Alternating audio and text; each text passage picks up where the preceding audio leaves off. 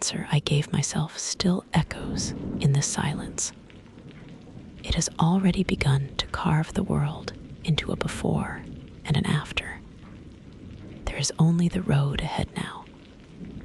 If you feel it too, subscribe.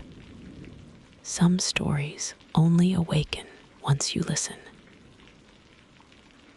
Sometime in the afternoon, I raised my head, and looking round and seeing the western sun gilding the sign of its decline on the wall, I asked, "What am I to do?" But the answer my mind gave, "Leave Thornfield at once," was so prompt, so dread, that I stopped my ears. I said I could not bear such words now. That I am not Edward Rochester's bride is the least part of my woe, I alleged. That I have wakened out of most glorious dreams and found them all void and vain is a horror I could bear and master, but that I must leave him decidedly, instantly, entirely, is intolerable. I cannot do it.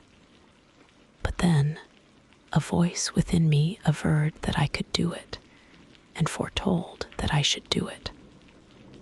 I wrestled with my own resolution.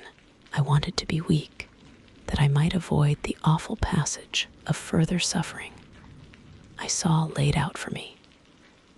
And conscience, turned tyrant, held passion by the throat, told her tauntingly she had yet but dipped her dainty foot in the slough, and swore that with that arm of iron he would thrust her down to unsounded depths of agony. "Let me be torn away, then," I cried. "Let another help me." "No, you shall tear yourself away. None shall help you. You shall yourself pluck out your right eye, yourself cut off your right hand. Your heart shall be the victim, and you the priest to transfix it." I rose up suddenly, terror-struck at the solitude which so ruthless a judge haunted, at the silence which so awful a voice filled. My head swam as I stood erect. I perceived that I was sickening from excitement and inanition. Neither meat nor drink had passed my lips that day, for I had taken no breakfast. And, with a strange pang, I now reflected that, long as I had been shut up here, no message had been sent to ask how I was, or to invite me to come down. Not even little Adele had tapped at the door. Not even Mrs. Fairfax had sought me.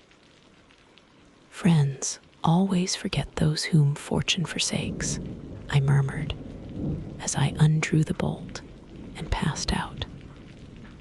I stumbled over an obstacle. My head was still dizzy, my sight was dim, and my limbs were feeble. I could not soon recover myself. I fell, but not on to the ground. An outstretched arm caught me. I looked up. I was supported by Mr. Rochester, who sat in a chair across my chamber threshold. "You come out at last," he said. "Well, I have been waiting for you long, and listening, yet not one movement have I heard, nor one sob. 5 minutes more of that death-like hush, and I should have forced the lock like a burglar. So you shun me. You shut yourself up and grieve alone. I would rather you had come and upbraided me with vehemence. You are passionate. I expected a scene of some kind. I was prepared for the hot rain of tears, only I wanted them to be shed on my breast. Now a senseless floor has received them, or your drenched handkerchief. But I err. You have not wept at all. I see a white cheek and a faded eye, but no trace of tears. I suppose, then, your heart has been weeping blood. Well, Jane, not a word of reproach. Nothing bitter, nothing poignant. Nothing to cut a feeling or sting a passion. You sit quietly where I have placed you and regard me with a weary, passive look. Jane, I never meant to wound you thus. If the man who had but one little ewe lamb that was dear to him as a daughter, that ate of his bread and drank of his cup, and lay in his bosom, had by some mistake slaughtered it at the shambles, he would not have rued his bloody blunder more than I now rue mine. Will you ever forgive me, reader? I forgave him at the moment and on the spot. There was such deep remorse in his eye, such true pity in his tone, such manly energy in his manner, and besides, there was such unchanged love in his whole look and mien. I forgave him all. Yet not in words, not outwardly, only at my heart's core. You know I am a scoundrel, Jane. Ere long he inquired wistfully, wondering, I suppose, at my continued silence and tameness, the result rather of weakness than of will. Yes, sir. Then tell me so roundly and sharply, don't spare me. I cannot. I am tired and sick. I want some water. He heaved a sort of shuddering sigh, and taking me in his arms, carried me downstairs. At first, I did not know to what room he had borne me. All was cloudy to my glazed sight. Presently, I felt the reviving warmth of a fire, for, summer as it was, I had become icy cold in my chamber. He put wine to my lips. I tasted it and revived. Then I ate something he offered me, and was soon myself. I was in the library, sitting in his chair. He was quite near. If I could go out of life now, without too sharp a pang, it would be well for me, I thought. Then I should not have to make the effort of cracking my heartstrings in rending them from among Mr. Rochester's. I must leave him, it appears. I do not want to leave him. I cannot leave him. How are you now, Jane? Much better, sir. I shall be well soon. Taste the wine again, Jane. I obeyed him. Then he put the glass on the table, stood before me, and looked at me attentively. Suddenly, he turned away with an inarticulate exclamation, full of passionate emotion of some kind. He walked fast through the room and came back. He stooped towards me as if to kiss me, but I remembered caresses were now forbidden. I turned my face away and put his aside. What? How is this? He exclaimed hastily. Oh, I know. You won't kiss the husband of Bertha Mason. You consider my arms filled and my embraces appropriated.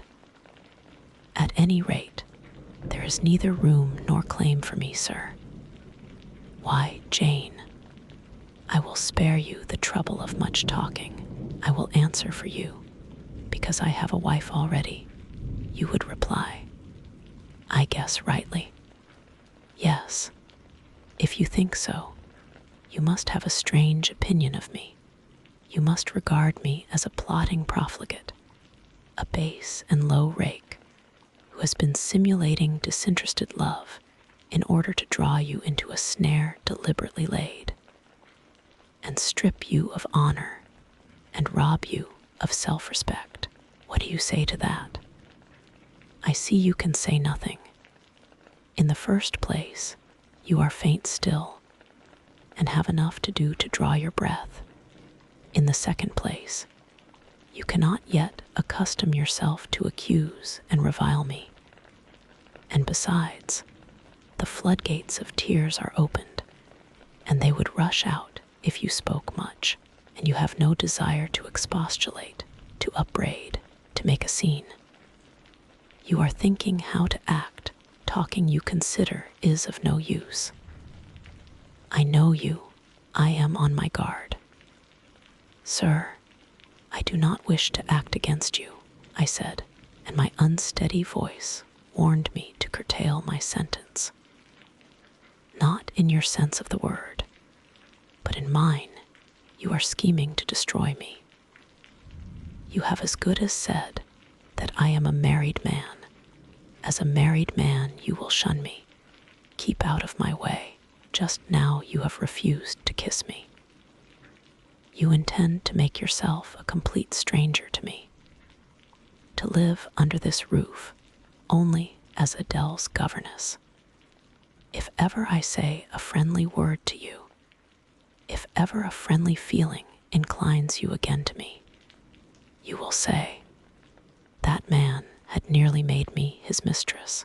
I must be ice and rock to him, and ice and rock you will accordingly become. I cleared and steadied my voice to reply. All is changed about me, sir. I must change too. There is no doubt of that, and to avoid fluctuations of feeling and continual combats with recollections and associations, there is only one way. Adele must have a new governess, sir. Oh, Adele will go to school. I have settled that already, nor do I mean to torment you with the hideous associations and recollections of Thornfield Hall, this accursed place, this tent of a Jan, this insolent vault, offering the ghastliness of living death to the light of the open sky, this narrow stone hell, with its one real fiend, worse than a legion of such as we imagine. Jane, you shall not stay here, nor will I was wrong ever to bring you to Thornfield Hall, knowing, as I did, how it was haunted. I charged them to conceal from you, before I ever saw you, all knowledge of the curse of the place, merely because I feared Adele never would have a governess to stay if she knew with what inmate she was housed, and my plans would not permit me to remove the maniac elsewhere. Though I possess an old house, Ferndean Manor, even more retired and hidden than this, where I could have lodged her safely enough, had not a scruple about the unhealthiness of the situation, in the heart of a wood, made my conscience recoil from the arrangement. Probably those damp walls would soon have eased me of her charge.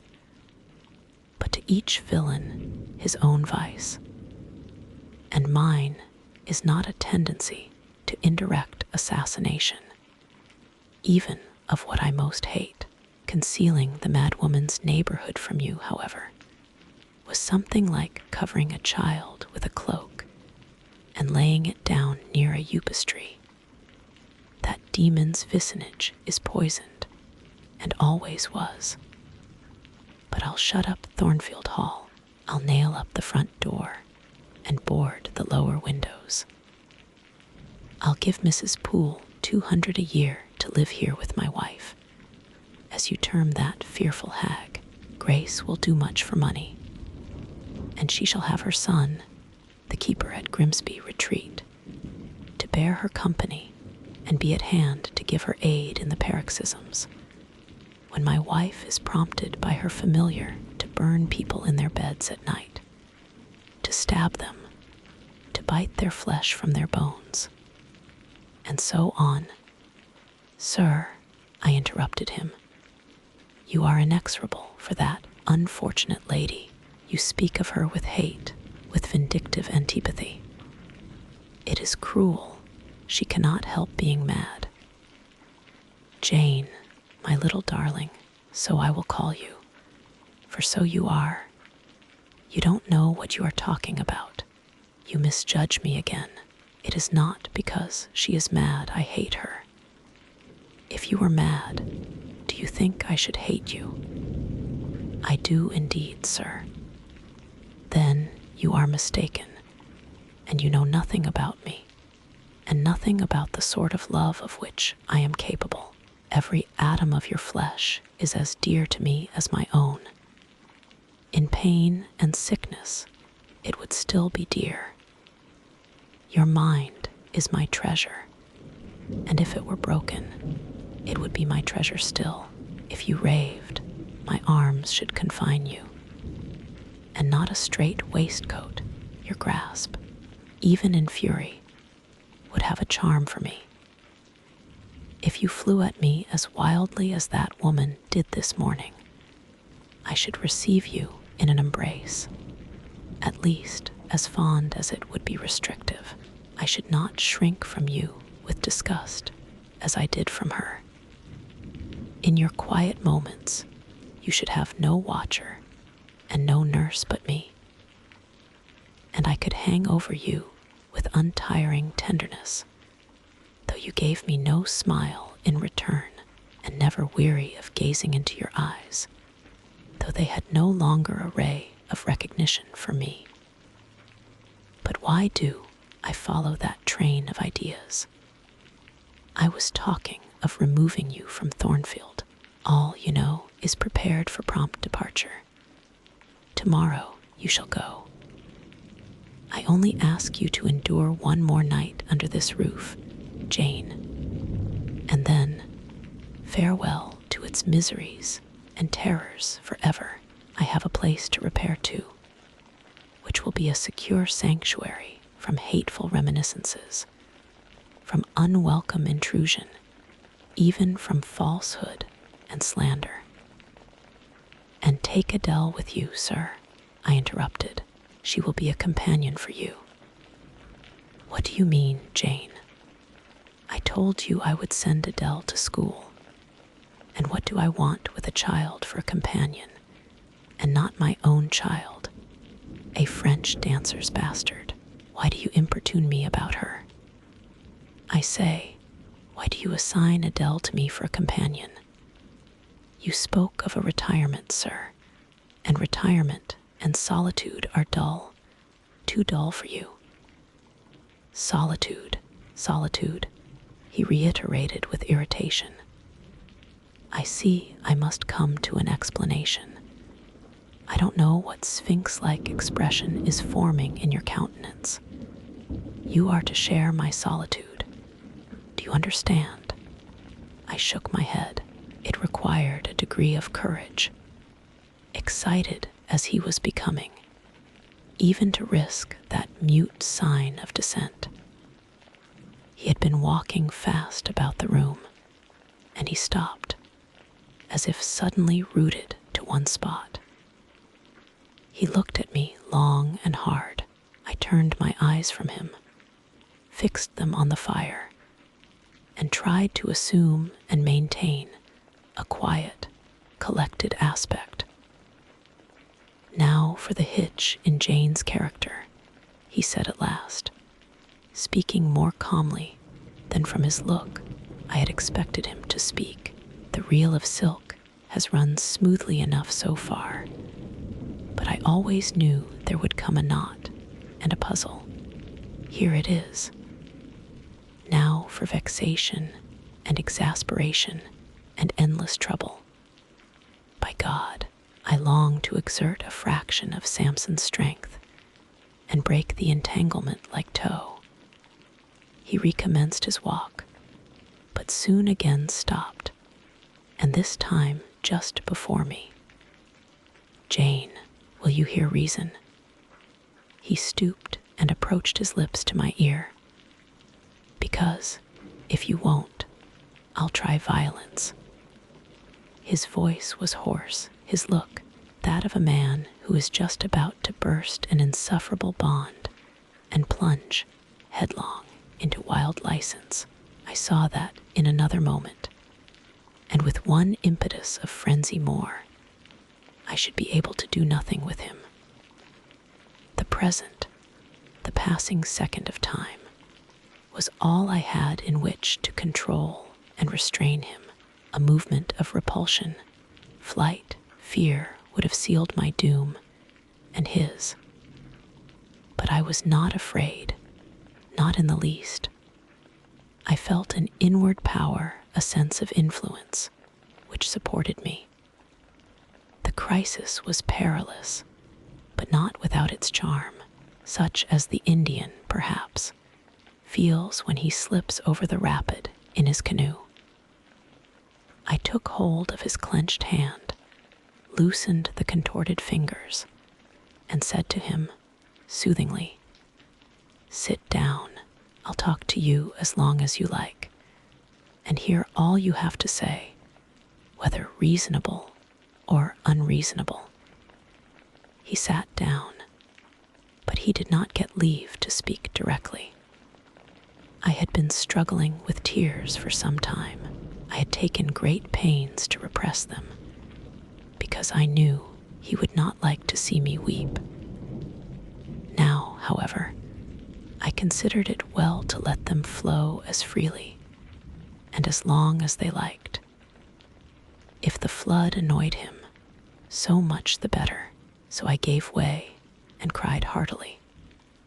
Soon I heard him earnestly entreating me to be composed. I said I could not while he was in such a passion. "But I am not angry, Jane. I only love you too well, and you had steeled your little pale face with such a resolute, frozen look. I could not endure it. Hush, now, and wipe your eyes." His softened voice announced that he was subdued, so I, in my turn, became calm. Now he made an effort to rest his head on my shoulder, but I would not permit it. Then he would draw me to him. "No, Jane, Jane," he said, in such an accent of bitter sadness. It thrilled along every nerve I had. "You don't love me then. It was only my station and the rank of my wife that you valued. Now that you think me disqualified to become your husband, you recoil from my touch as if I were some toad or ape." These words cut me, yet what could I do or I say? I ought probably to have done or said nothing, but I was so tortured by a sense of remorse at thus hurting his feelings. I could not control the wish to drop balm where I had wounded. "I do love you," I said, "more than ever, but I must not show or indulge the feeling, and this is the last time I must express it. The last time, Jane. What? Do you think you can live with me and see me daily, and yet, if you still love me, be always cold and distant? No, sir, that I am certain I could not, and therefore I see there is but one way. But you will be furious if I mention it. Oh, mention it. If I storm, you have the art of weeping. Mr. Rochester, I must leave you. For how long, Jane? For a few minutes, while you smooth your hair, which is somewhat disheveled, and bathe your face, which looks feverish. I must leave Adele and Thornfield. I must part with you for my whole life. I must begin a new existence among strange faces and strange scenes. Of course, I told you you should. I pass over the madness about parting from me. You mean you must become a part of me. As to the new existence, it is all right. You shall yet be my wife. I am not married. You shall be Mrs. Rochester, both virtually and nominally. I shall keep only to you so long as you and I live. You shall go to a place I have in the south of France, a whitewashed villa on the shores of the Mediterranean. There you shall live a happy and guarded and most innocent life. Never fear that I wish to lure you into error to make you my mistress. Why did you shake your head? Jane, you must be reasonable, or in truth I shall again become frantic. His voice and hand quivered. His large nostrils dilated, his eye blazed. Still I dared to speak. Sir, your wife is living. That is a fact acknowledged this morning by yourself. If I lived with you as you desire, I should then be your mistress. To say otherwise is sophistical, is false. Jane, I am not a gentle-tempered man, you forget that. I am not long-enduring. I am not cool and dispassionate. Out of pity to me and yourself, put your finger on my pulse. Feel how it throbs, and beware. He bared his wrist and offered it to me. The blood was forsaking his cheek and lips. They were growing livid. I was distressed on all hands.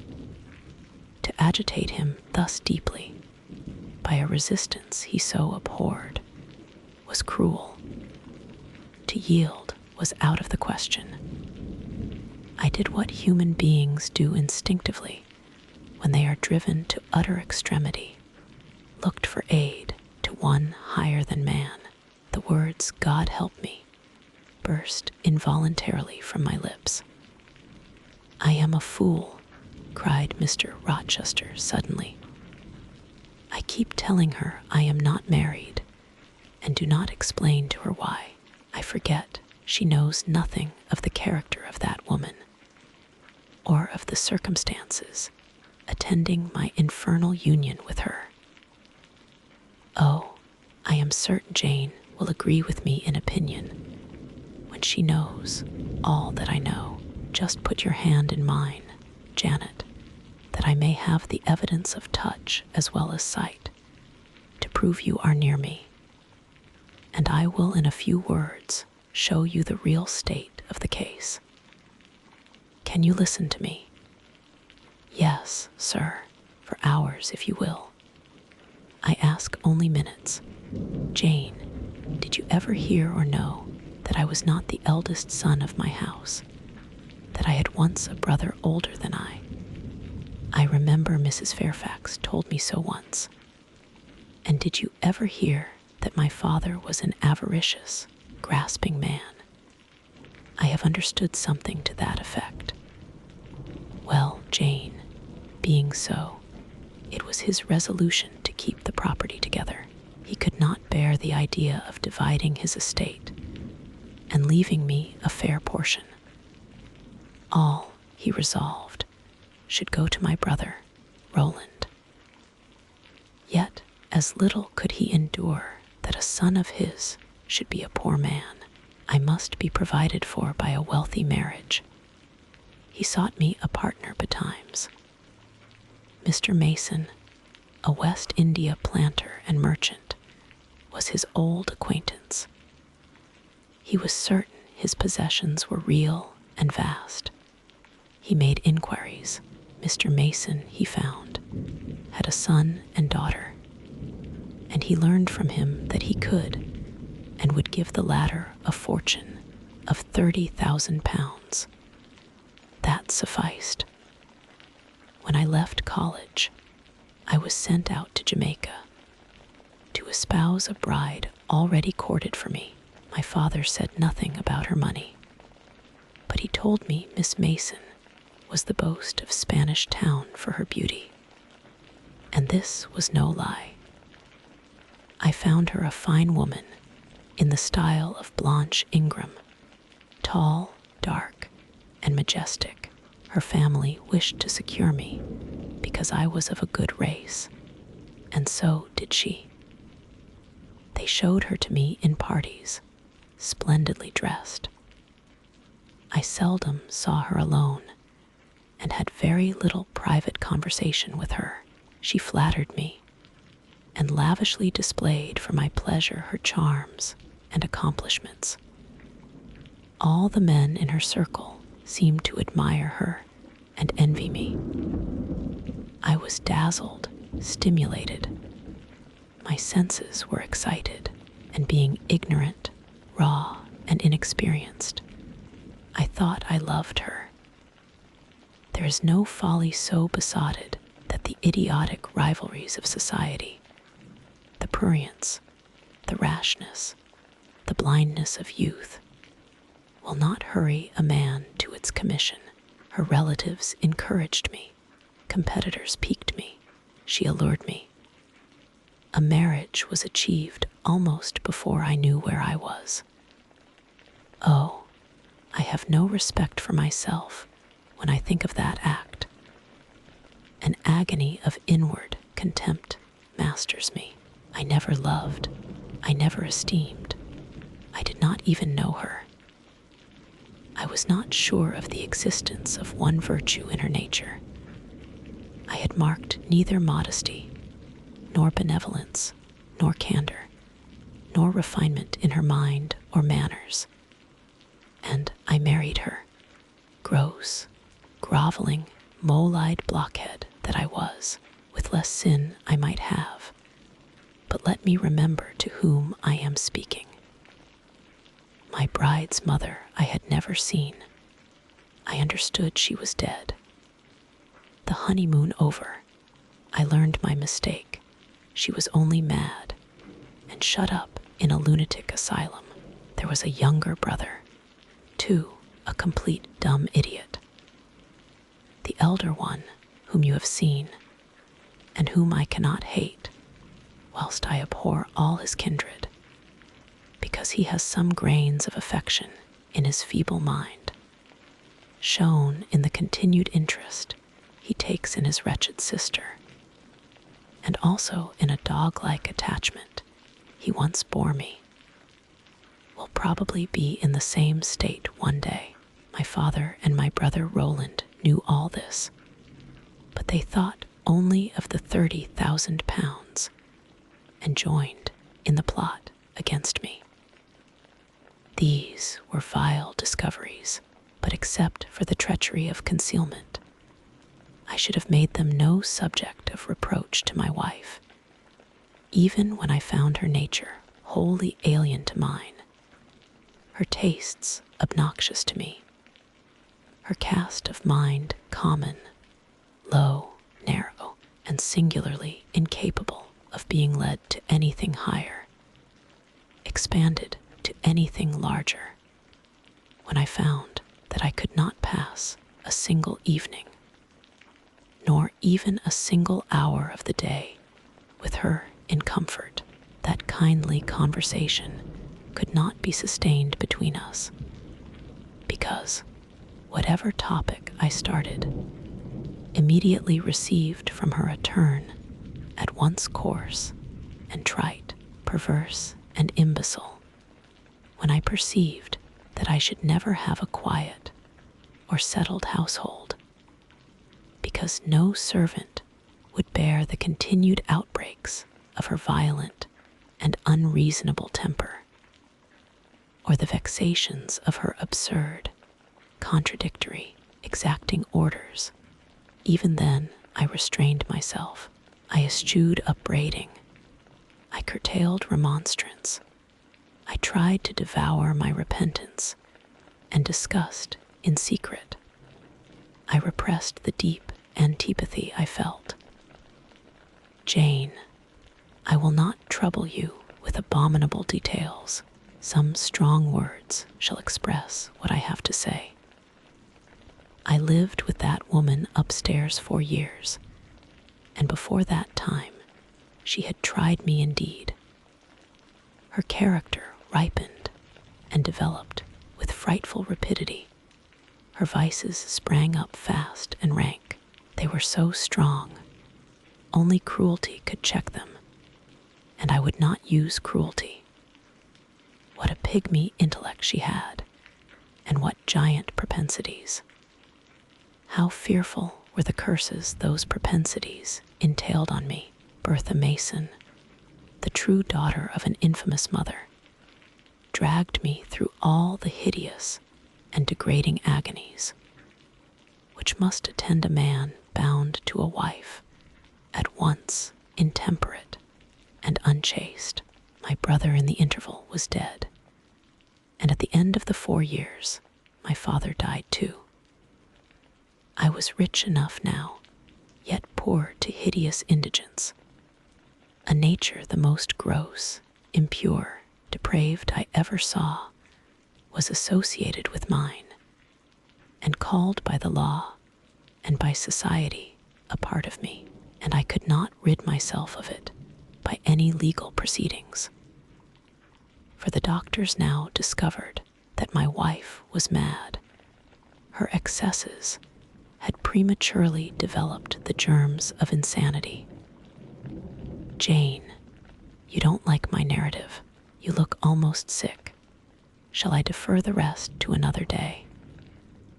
No, sir, finish it now. I pity you. I do earnestly pity you. Pity, Jane, from some people is a noxious and insulting sort of tribute, which one is justified in hurling back in the teeth of those who offer it. But that is the sort of pity native to callous, selfish hearts. It is a hybrid, egotistical pain at hearing of woes, crossed with ignorant contempt for those who have endured them.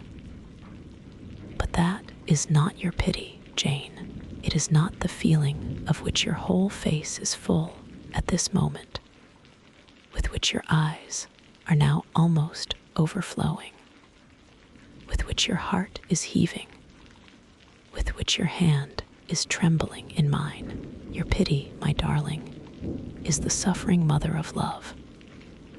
Its anguish is the very natal pang of the divine passion. I accept it, Jane. Let the daughter have free advent. My arms wait to receive her. Now, sir, proceed. What did you do when you found she was mad? Jane, I approached the verge of despair.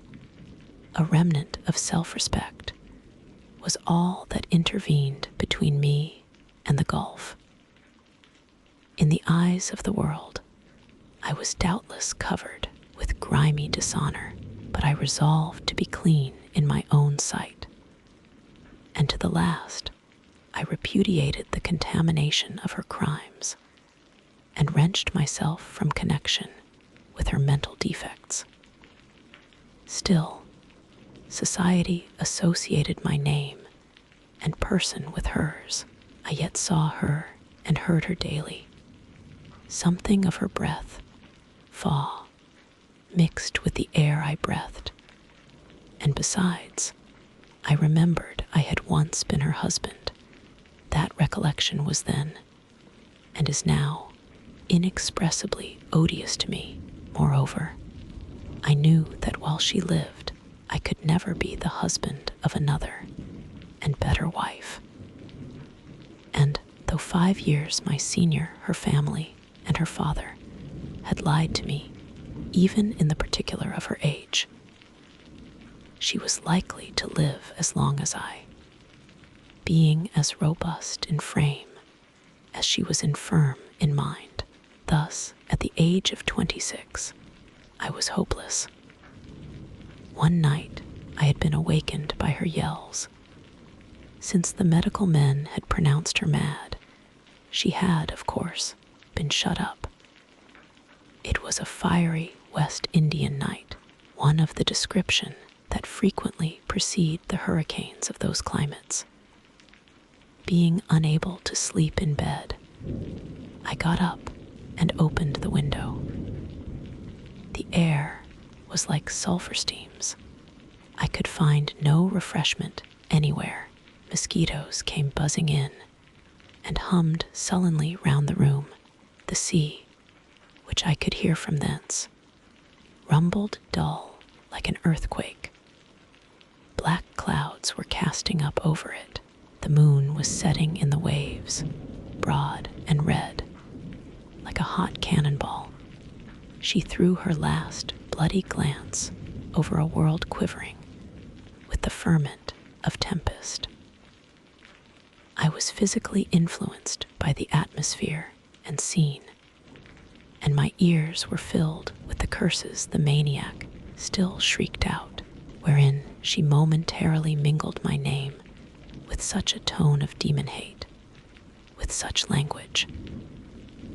No professed harlot ever had a fouler vocabulary than she. Though 2 rooms off, I heard every word, the thin partitions of the West India house opposing but slight obstruction to her wolfish cries. "This life," said I at last, "is hell. This is the air, those are the sounds of the bottomless pit. I have a right to deliver myself from it if I can. The sufferings of this mortal state will leave me with the heavy flesh that now cumbers my soul. Of the fanatic's burning eternity, I have no fear. There is not a future state worse than this present one. Let me break away and go home to God." I said this whilst I knelt down at and unlocked a trunk which contained a brace of loaded pistols I meant to shoot myself. I only entertained the intention for a moment, for not being insane, the crisis of exquisite and unalloyed despair, which had originated the wish and design of self-destruction, was past in a second. A wind fresh from Europe blew over the ocean and rushed through the open casement. The storm broke, streamed, thundered, blazed, and the air grew pure. I then framed and fixed a resolution while I walked under the dripping orange trees of my wet garden, and amongst its drenched pomegranates and pineapples, and while the refulgent dawn of the tropics kindled round me, I reasoned thus: "Jane, and now listen, for it was true wisdom that consoled me in that hour, and showed me the right path to follow." The sweet wind from Europe was still whispering in the refreshed leaves, and the Atlantic was thundering in glorious liberty. My heart, dried up and scorched for a long time, swelled to the tone, and filled with living blood. My being longed for renewal. My soul thirsted for a pure draught.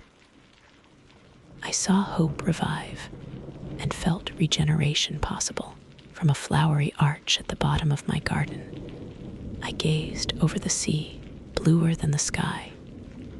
The old world was beyond. Clear prospects opened thus. "Go," said Hope, "and live again in Europe. There it is not known what a sullied name you bear, nor what a filthy burden is bound to you. You may take the maniac with you to England, confine her with due attendance and precautions at Thornfield, then travel yourself to what clime you will, and form what new tie you like. That woman who has so abused your long-suffering, so sullied your name, so outraged your honor, so blighted your youth, is not your wife, nor are you her husband. See that she is cared for as her condition demands, and you have done all that God and humanity require of you. Let her identity, her connection with yourself, be buried in oblivion. You are bound to impart them to no living being. Place her in safety and comfort. Shelter her degradation with secrecy, and leave her." I acted precisely on this suggestion.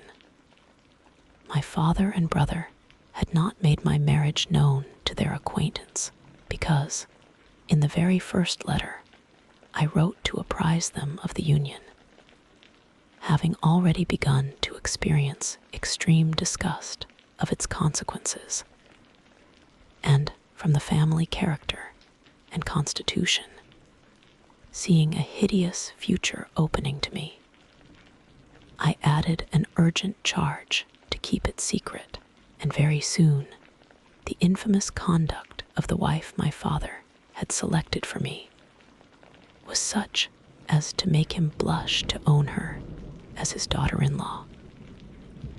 Far from desiring to publish the connection, he became as anxious to conceal it as myself. To England, then, I conveyed her. A fearful voyage I had with such a monster in the vessel. Glad was I when I at last got her to Thornfield, and saw her safely lodged in that third-story room, of whose secret inner cabinet she has now, for 10 years, made a wild beast's den, a goblin's cell. I had some trouble in finding an attendant for her, as it was necessary to select one on whose fidelity dependence could be placed. For her ravings would inevitably betray my secret. Besides, she had lucid intervals of days, sometimes weeks, which she filled up with abuse of me. At last, I hired Grace Poole from the Grimsby retreat.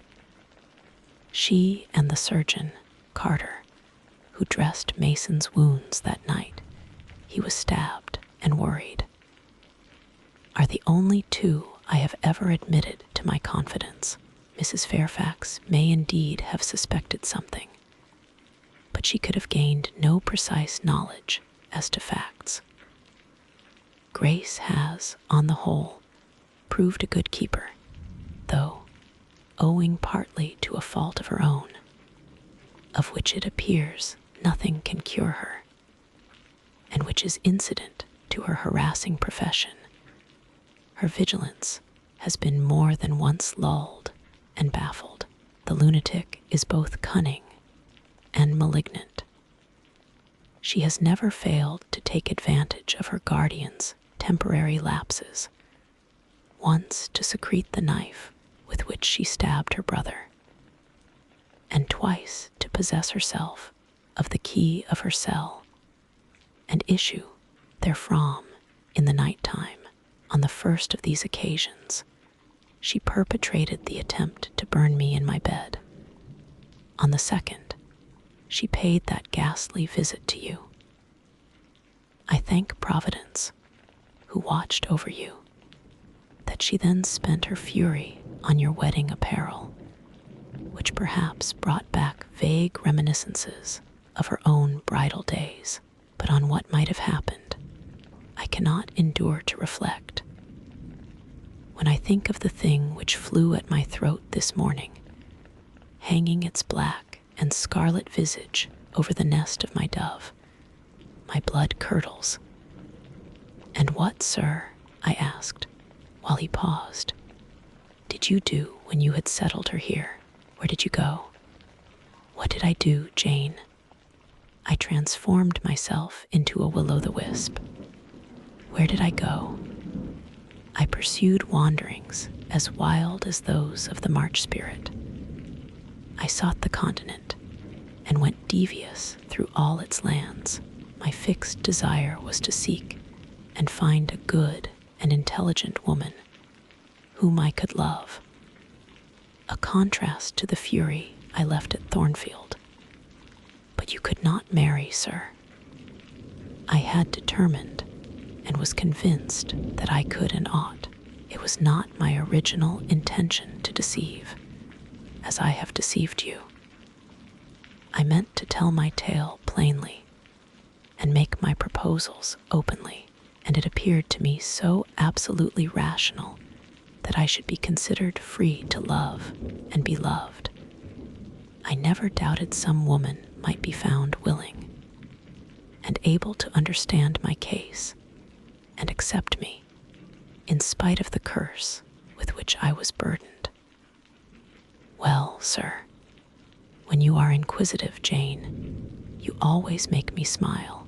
You open your eyes like an eager bird and make every now and then a restless movement, as if answers in speech did not flow fast enough for you, and you wanted to read the tablet of one's heart. But before I go on, tell me what you mean by your well, sir. It is a small phrase very frequent with you, and which many a time has drawn me on and on through interminable talk. I don't very well know why. I mean, what next? How did you proceed? What came of such an event, precisely? And what do you wish to know now? Whether you found anyone you liked, whether you asked her to marry you, and what she said. I can tell you whether I found anyone I liked, and whether I asked her to marry me. But what she said is yet to be recorded in the book of fate. For 10 long years I roved about, living first in one capital, then another, sometimes in St. Petersburg, oftener in Paris, occasionally in Rome, Naples, and Florence. Provided with plenty of money and the passport of an old name, I could choose my own society. No circles were closed against me. I sought my ideal of a woman amongst English ladies, French countesses, Italian signoras, and German Gräfinnen. I could not find her. Sometimes, for a fleeting moment, I thought I caught a glance, heard a tone, beheld a form, which announced the realization of my dream, but I was presently undeceived. You are not to suppose that I desired perfection, either of mind or person. I longed only for what suited me, for the antipodes of the Creole, and I longed vainly. Amongst them all I found not one whom, had I been ever so free, I warned as I was of the risks, the horrors, the loathings of incongruous unions, would have asked to marry me. Disappointment made me reckless. I tried dissipation, never debauchery, that I hated and hate. That was my Indian Messalina's attribute. Rooted disgust at it, and her restrained me much, even in pleasure.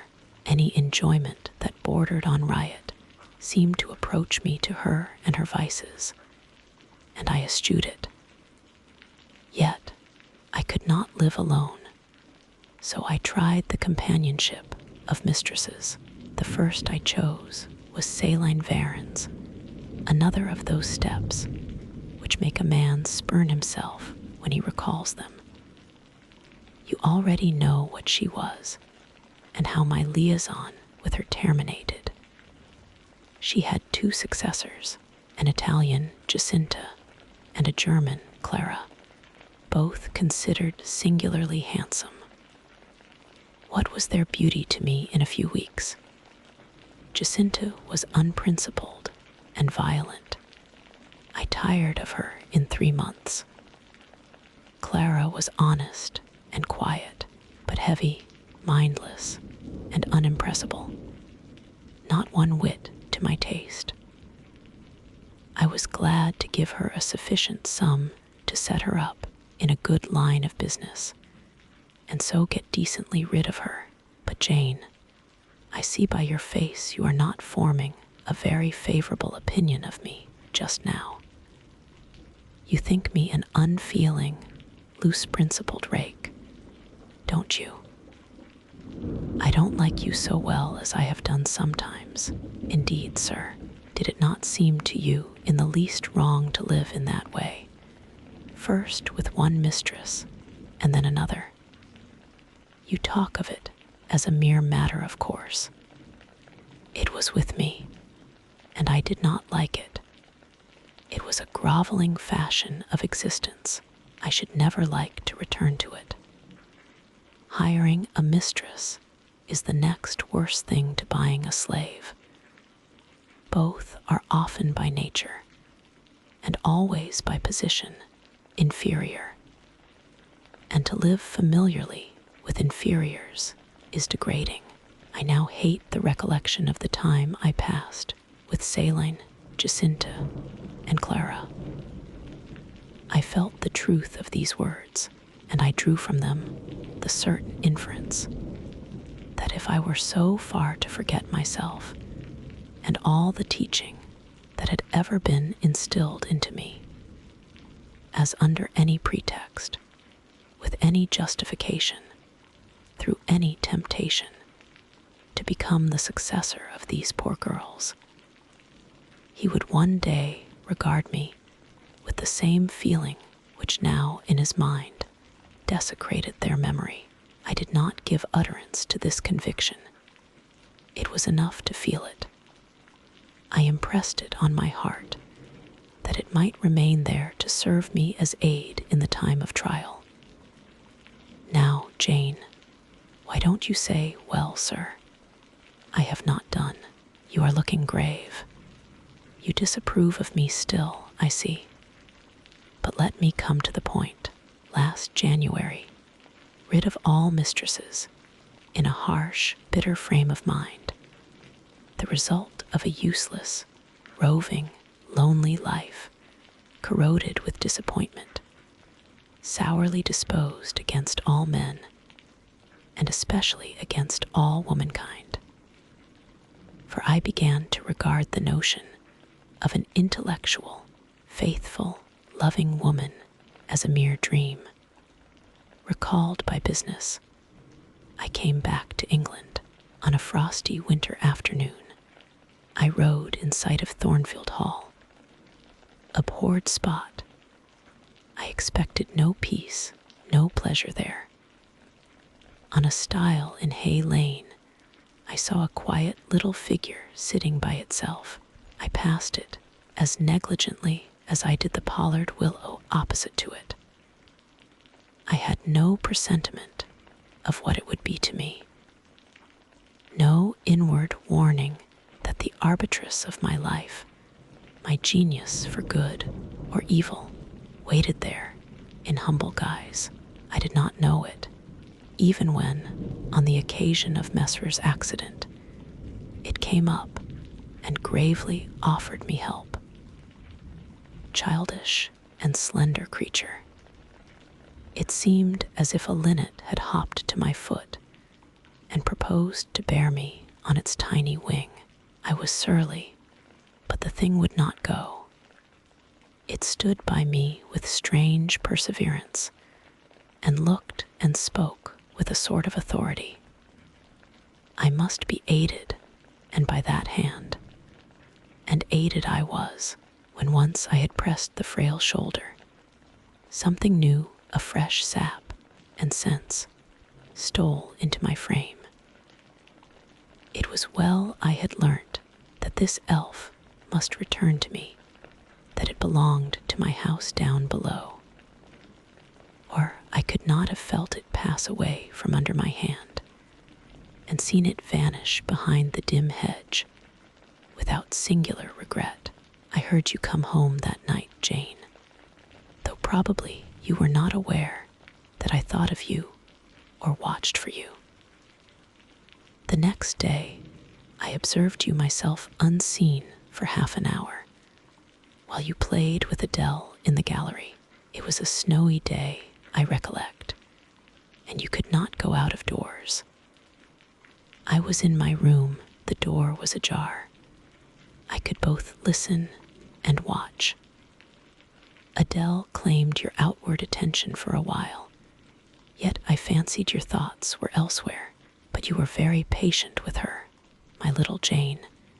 You talked to her and amused her a long time. When at last she left you, you lapsed at once into deep reverie. You betook yourself slowly to pace the gallery.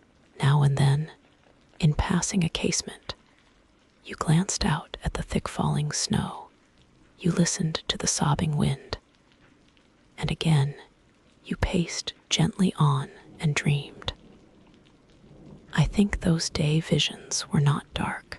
There was a pleasurable illumination in your eye occasionally, a soft excitement in your aspect, which told of no bitter, bilious, hypochondriac brooding.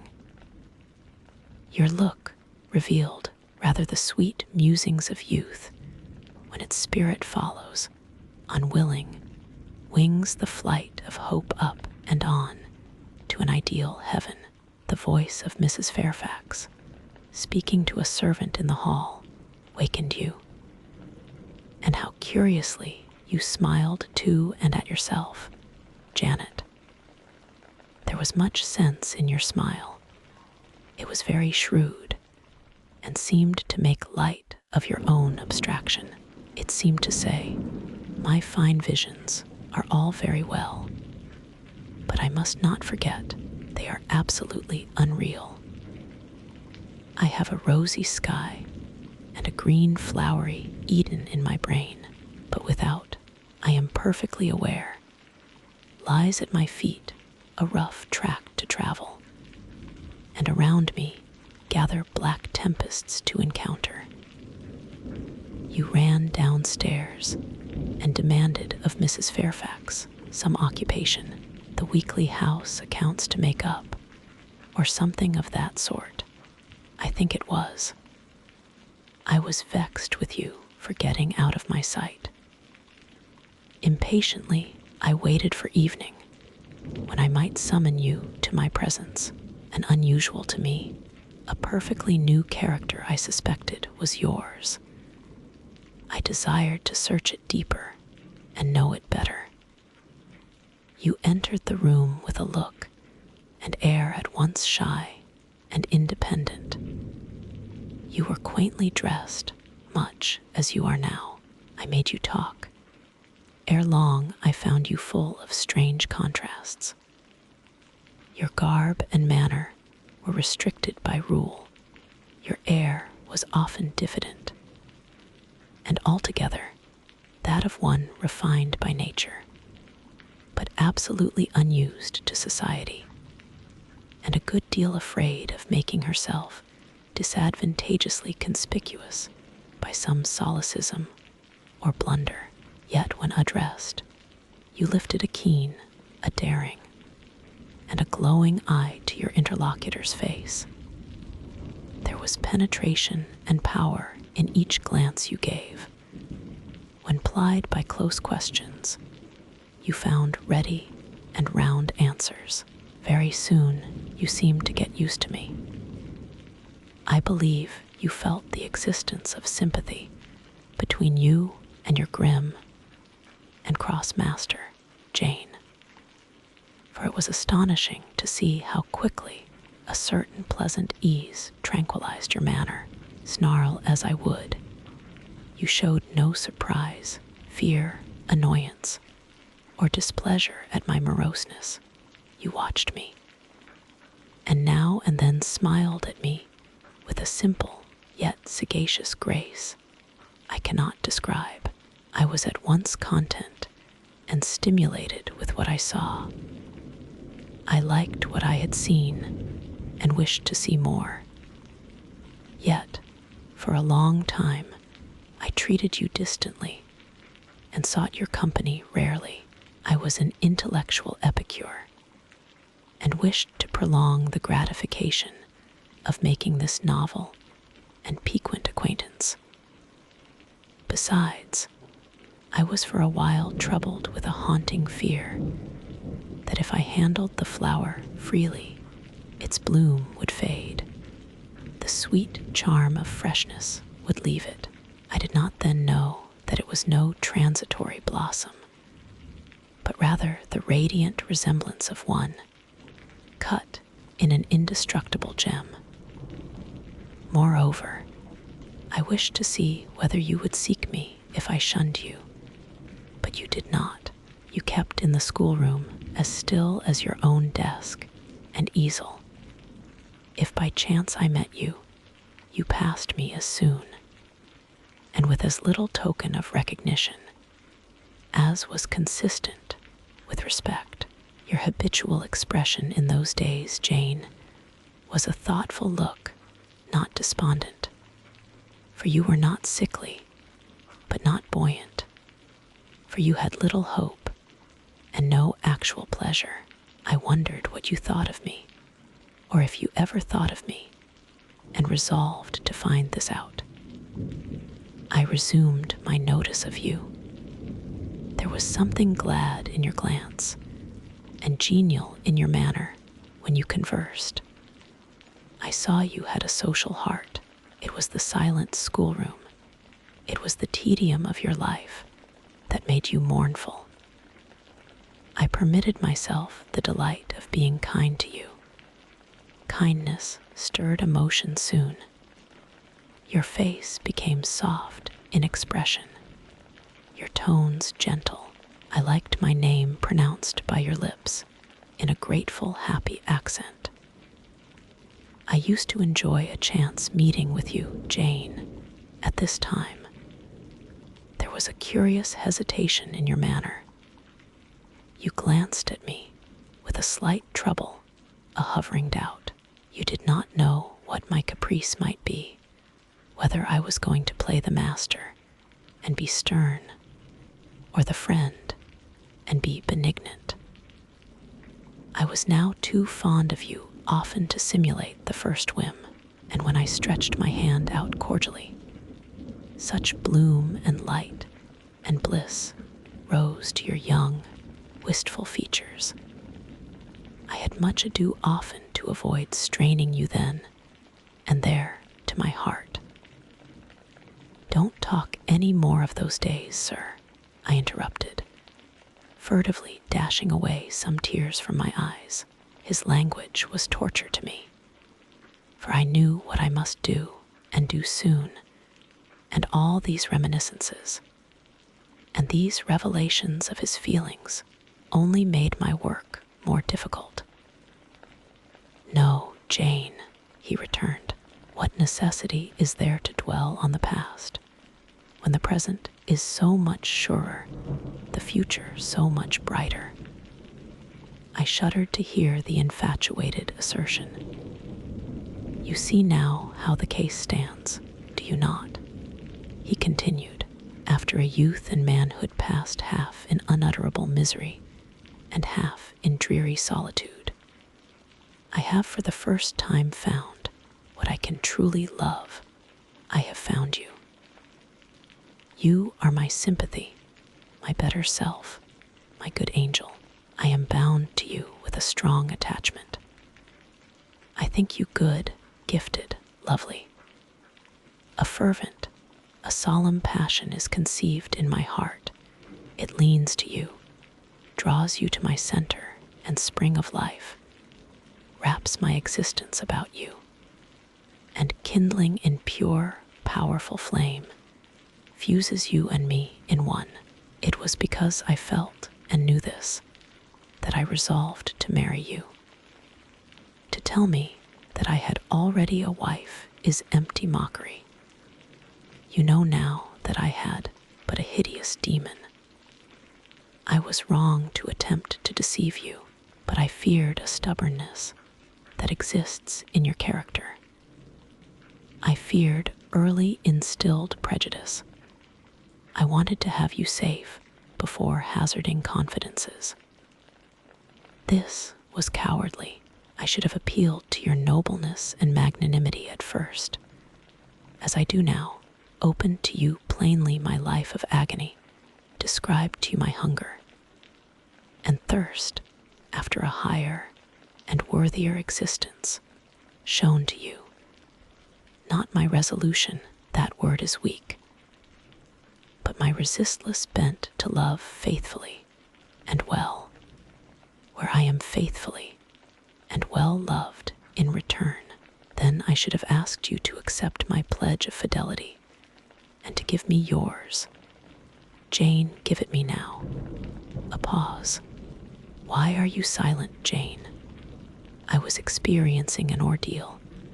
A hand of fiery iron grasped my vitals. Terrible moment, full of struggle, blackness, burning. Not a human being that ever lived could wish to be loved better than I was loved. And him who thus loved me, I absolutely worshipped. And I must renounce love and idle. One drear word comprised my intolerable duty: depart. Jane, you understand what I want of you. Just this promise: I will be yours, Mr. Rochester. Mr. Rochester, I will not be yours. Another long silence. Jane, recommenced he, with a gentleness that broke me down with grief, and turned me stone cold with ominous terror, for this still voice was the pant of a lion rising. Jane, do you mean to go one way in the world, and to let me go another? I do. Jane, bending towards and embracing me, do you mean it now? I do. And now, softly kissing my forehead and cheek, I do, extricating myself from restraint rapidly and completely. Oh, Jane, this is bitter. This is wicked. It would not be wicked to love me. It would to obey you. A wild look raised his brows, crossed his features. He rose, but he forbore yet. I laid my hand on the back of a chair for support. I shook, I feared, but I resolved. One instant, Jane. Give one glance to my horrible life when you are gone. All happiness will be torn away with you. What then is left? For a wife I have but the maniac upstairs. As well might you refer me to some corpse in yonder churchyard. What shall I do, Jane? Where turn for a companion and for some hope? Do as I do. Trust in God and yourself. Believe in heaven. Hope to meet again there. Then you will not yield. No. Then you condemn me to live wretched and to die accursed. His voice rose. I advise you to live sinless, and I wish you to die tranquil. Then you snatch love and innocence from me. You fling me back on lust for a passion, vice for an occupation. Mr. Rochester, I no more assign this fate to you than I grasp at it for myself. We were born to strive and endure. You as well as I do so. You will forget me before I forget you. You make me a liar by such language. You sully my honor. I declared I could not change. You tell me to my face, I shall change soon. And what a distortion in your judgment, what a perversity in your ideas, is proved by your conduct. Is it better to drive a fellow creature to despair than to transgress a mere human law? No man being injured by the breach, for you have neither relatives nor acquaintances whom you need fear to offend by living with me. This was true. And while he spoke, my very conscience and reason turned traitors against me, and charged me with crime in resisting him. They spoke almost as loud as feeling, and that clamored wildly. Oh, comply, it said. Think of his misery. Think of his danger. Look at his state when left alone. Remember his headlong nature. Consider the recklessness following on despair. Soothe him. Save him. Love him. Tell him you love him and will be his. Who in the world cares for you? Or who will be injured by what you do? Still indomitable was the reply. I care for myself. The more solitary, the more friendless, the more unsustained I am, the more I will respect myself. I will keep the law given by God, sanctioned by man. I will hold to the principles received by me when I was sane, and not mad, as I am now. Laws and principles are not for the times when there is no temptation. They are for such moments as this, when body and soul rise in mutiny against their rigor. Stringent are they, Inviolate they shall be, if at my individual convenience I might break them. What would be their worth? They have a worth, so I have always believed. And if I cannot believe it now, it is because I am insane, quite insane, with my veins running fire, and my heart beating faster than I can count its throbs. Preconceived opinions, foregone determinations, are all I have at this hour to stand by. There I plant my foot. I did, Mr. Rochester, reading my countenance, saw I had done so. His fury was wrought to the highest. He must yield to it for a moment, whatever followed. He crossed the floor and seized my arm and grasped my waist. He seemed to devour me with his flaming glance.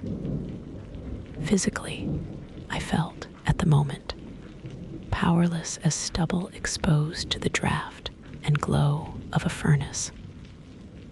Mentally, I still possessed my soul, and with it the certainty of ultimate safety. The soul, fortunately, has an interpreter, often an unconscious, but still a truthful interpreter in the eye. My eye rose to his, and while I looked in his fierce face, I gave an involuntary sigh. His gripe was painful, and my overtaxed strength almost exhausted. "Never," said he, as he ground his teeth, "never was anything at once so frail and so indomitable. A mere reed she feels in my hand." And he shook me with the force of his hold. I could bend her with my finger and thumb. And what good would it do if I bent, if I upped her, if I crushed her?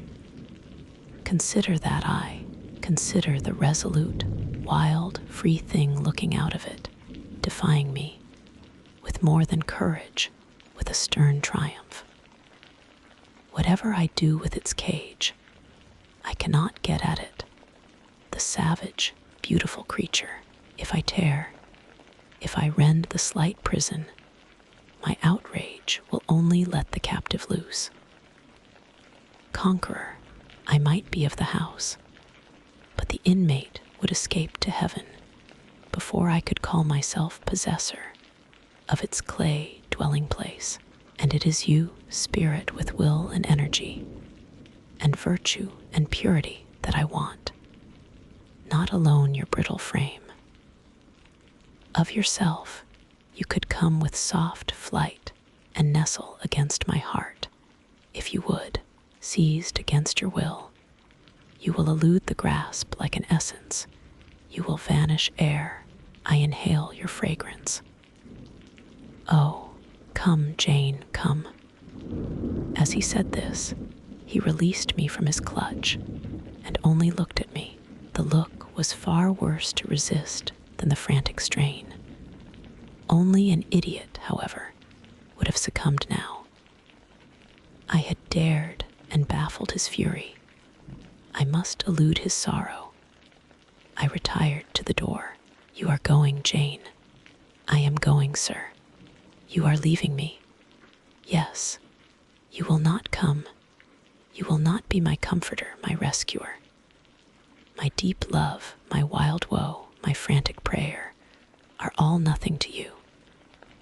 What unutterable pathos was in his voice. How hard it was to reiterate firmly, "I am going." "Jane, Mr. Rochester." "Withdraw, then, I consent. But remember, you leave me here in anguish. Go up to your own room, think over all I have said, and Jane, cast a glance on my sufferings, think of me." He turned away. He threw himself on his face on the sofa. "Oh, Jane, my hope, my love, my life," broke in anguish from his lips. Then came a deep, strong sob. I had already gained the door, but reader, I walked back as determinedly as I had retreated. I knelt down by him. I turned his face from the cushion to me. I kissed his cheek. I smoothed his hair with my hand. "God bless you, my dear master," I said. "God keep you from harm and wrong direct you, solace you, reward you well for your past kindness to me." "Little Jane's love would have been my best reward," he answered. "Without it, my heart is broken. But Jane will give me her love. Yes, nobly, generously." Up the blood rushed to his face. Forth flashed the fire from his eyes. Erect he sprang. He held his arms out, but I evaded the embrace, and at once quitted the room. "Farewell," was the cry of my heart as I left him. Despair added, farewell forever. That night, I never thought to sleep, but a slumber fell on me as soon as I lay down in bed. I was transported in thought to the scenes of childhood. I dreamt I lay in the red room at Gateshead, that the night was dark, and my mind impressed with strange fears. The light that long ago had struck me into syncope, recalled in this vision, seemed glidingly to mount the wall, and tremblingly to pause in the center of the obscured ceiling. I lifted up my head to look. The roof resolved to clouds, high and dim. The gleam was such as the moon imparts to vapors she is about to sever. I watched her come watched with the strangest anticipation, as though some word of doom were to be written on her disk. She broke forth as never moon yet burst from cloud. A hand first penetrated the sable folds and waved them away. Then not a moon, but a white human form shone in the azure, inclining a glorious brow earthward. It gazed and gazed on me. It spoke to my spirit. Immeasurably distant was the tone, yet so near. It whispered in my heart, "My daughter, flee temptation." "Mother, I will." So I answered after I had waked from the trance-like dream. It was yet night, but July nights are short. Soon after midnight, dawn comes. It cannot be too early to commence the task I have to fulfill. Thought I rose. I was dressed, for I had taken off nothing but my shoes. I knew where to find in my drawers some linen, a locket, a ring. In seeking these articles, I encountered the beads of a pearl necklace Mr. Rochester had forced me to accept a few days ago. I left that. It was not mine. It was the visionary bride's, who had melted in air. The other articles I made up in a parcel, my purse, containing 20 shillings. It was all I had. I put in my pocket. I tied on my straw bonnet, pinned my shawl, took the parcel and my slippers, which I would not put on yet, and stole from my room. "Farewell, kind Mrs. Fairfax," I whispered as I glided past her door. "Farewell, my darling Adele," I said as I glanced towards the nursery. No thought could be admitted of entering to embrace her. I had to deceive a fine ear. For aught I knew, it might now be listening.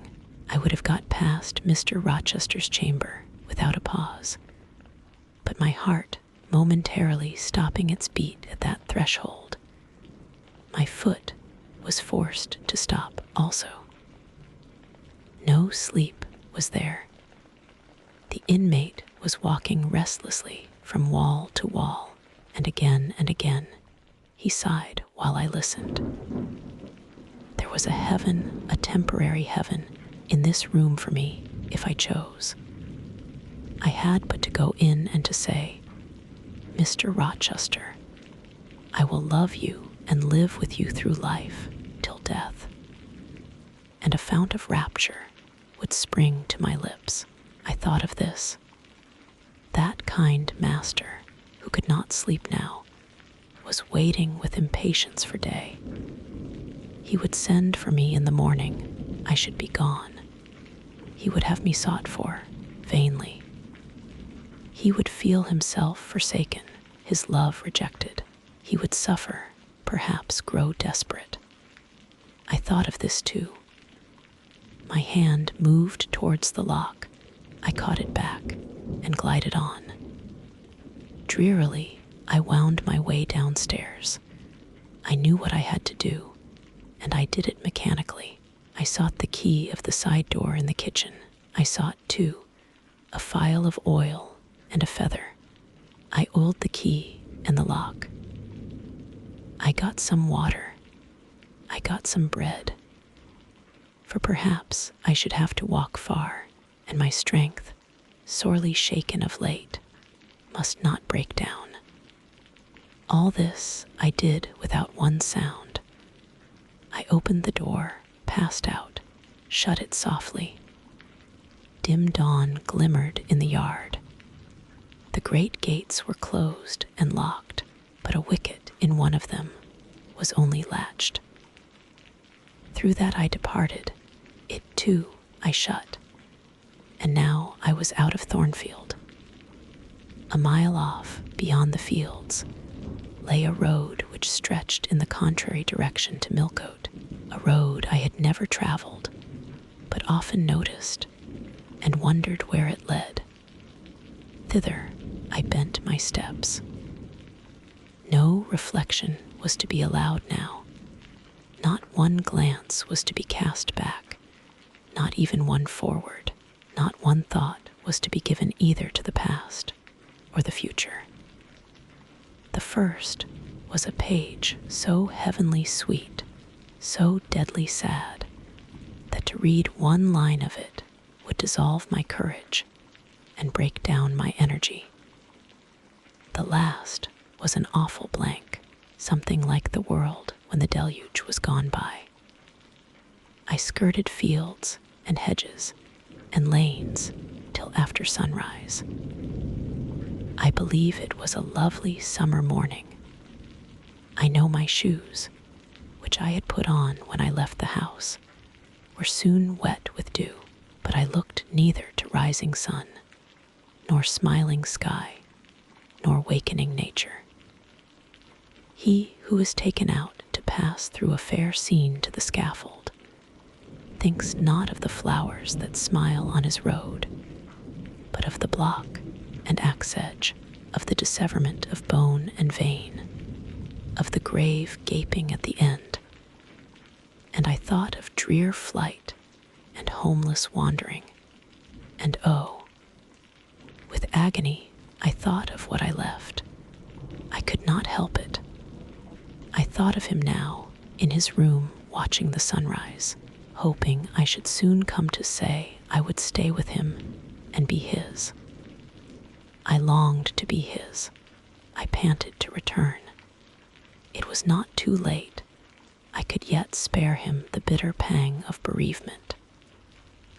As yet my flight, I was sure, was undiscovered. I could go back and be his comforter, his pride, his redeemer from misery, perhaps from ruin. Oh, that fear of his self-abandonment, far worse than my abandonment, how it goaded me. It was a barbed arrowhead in my breast. It tore me when I tried to extract it.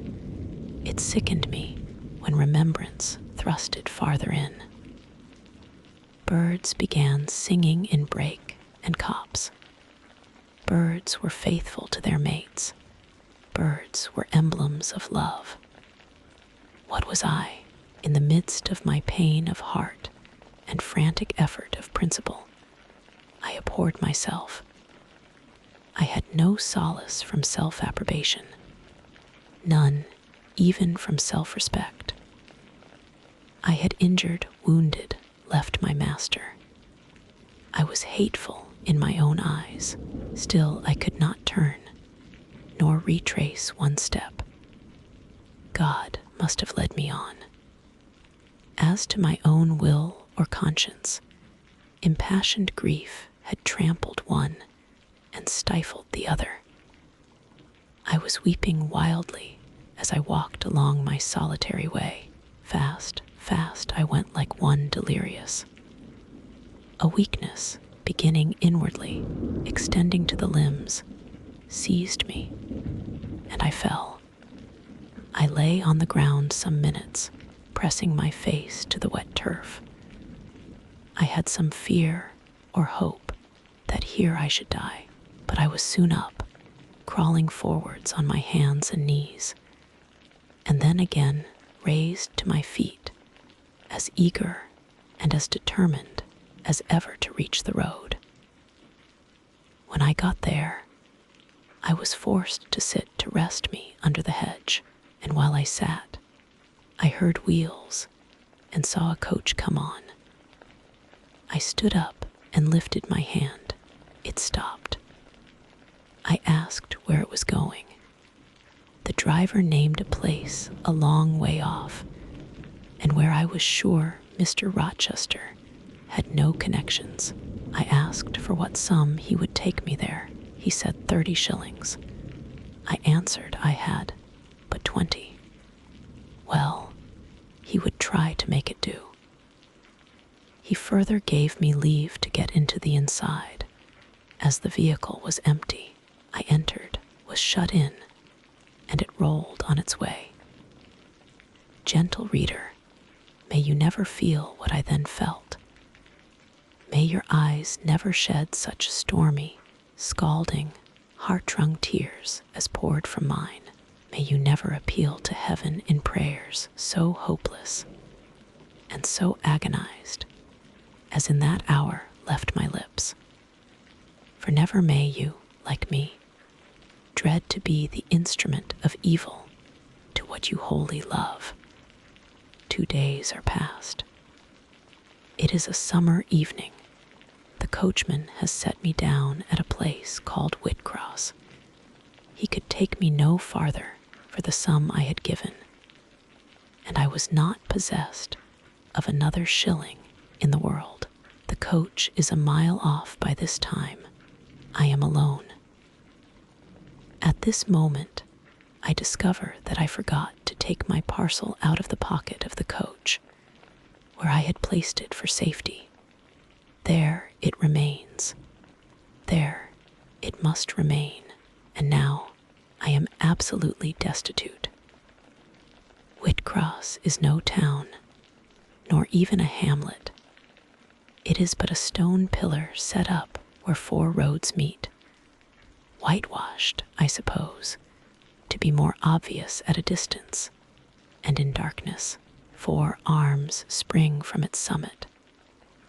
The nearest town to which these point is, according to the inscription, distant 10 miles, the farthest above 20. From the well-known names of these towns, I learn in what county I have lighted: a North Midland shire, dusk with moorland, ridged with mountain. This I see. There are great moors behind, and on each hand of me there are waves of mountains far beyond that deep valley at my feet. The population here must be thin, and I see no passengers on these roads. They stretch out east, west, north, and south, white, broad, lonely. They are all cut in the moor, and the heather grows deep and wild to their very verge. Yet a chance traveler might pass by, and I wish no eye to see me now. Strangers would wonder what I am doing, lingering here at the signpost, evidently objectless and lost. I might be questioned.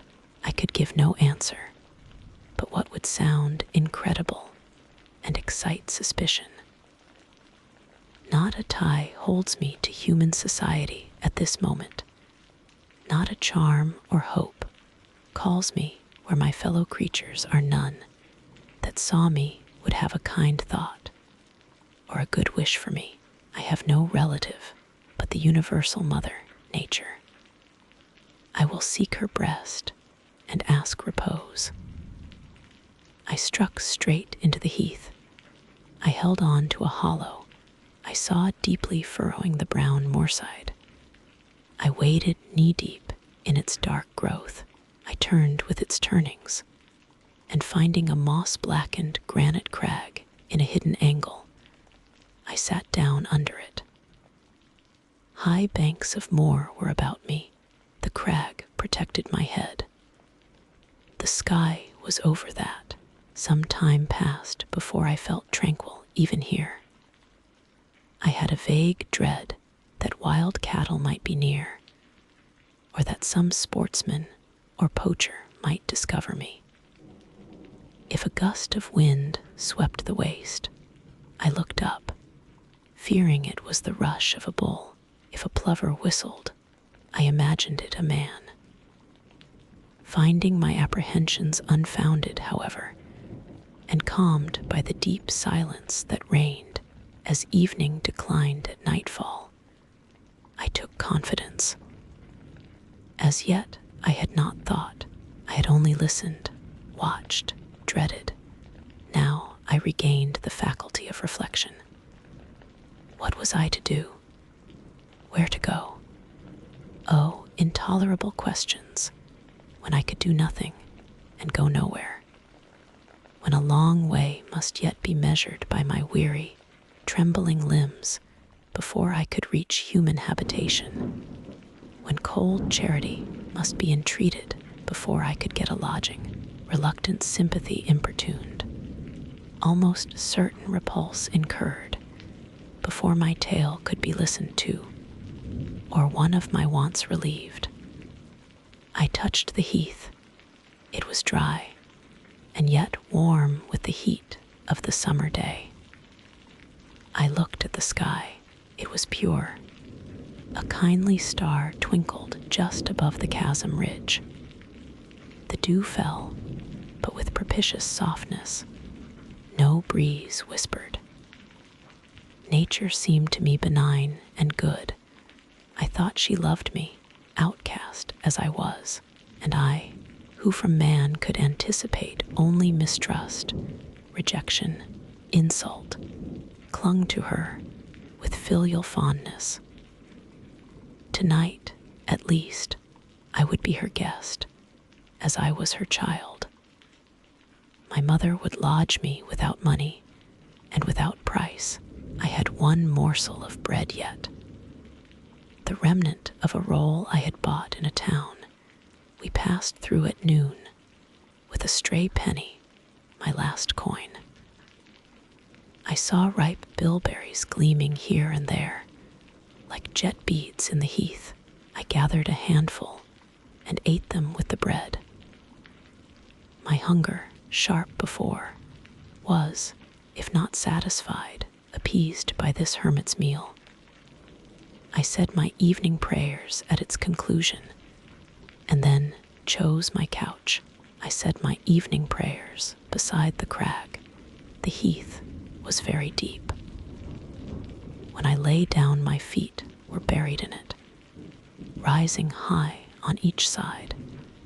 It left only a narrow space for the night air to invade. I folded my shawl double and spread it over me for a coverlet. A low, mossy swell was my pillow. Thus lodged, I was not, at least at the commencement of the night, cold. My rest might have been blissful enough. Only a sad heart broke it. It plained of its gaping wounds, its inward bleeding, its riven cords. It trembled for Mr. Rochester and his doom. It bemoaned him with bitter pity.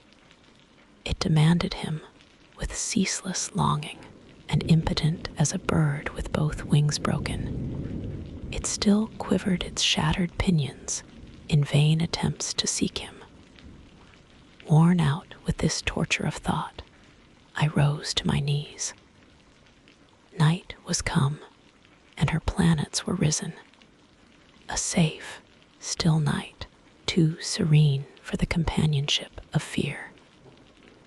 We know that God is everywhere, but certainly we feel his presence most when his works are on the grandest scale spread before us, and it is in the unclouded night sky, where his worlds wheel their silent course, that we read clearest his infinitude, his omnipotence, his omnipresence.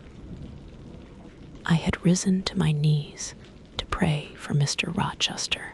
Looking up, I, with tear-dimmed eyes, saw the mighty Milky Way. Remembering what it was, what countless systems, there swept space like a soft trace of light. I felt the might and strength of God. Sure was I of his efficiency to save what he had made. Convinced I grew that neither earth should perish, nor one of the souls it treasured. I turned my prayer to thanksgiving. The source of life was also the savior of spirits. Mr. Rochester was safe. He was God's, and by God would he be guarded. I again nestled to the breast of the hill, and ere long in sleep forgot sorrow. But next day, want came to me pale and bare, long after the little birds had left their nests, long after bees had come in the sweet prime of day to gather the heath honey before the dew was dried, when the long morning shadows were curtailed, and the sun filled earth and sky. I got up, and I looked round me. What a still, hot, perfect day. What a golden desert this spreading moor. Everywhere sunshine. I wished I could live in it and on it.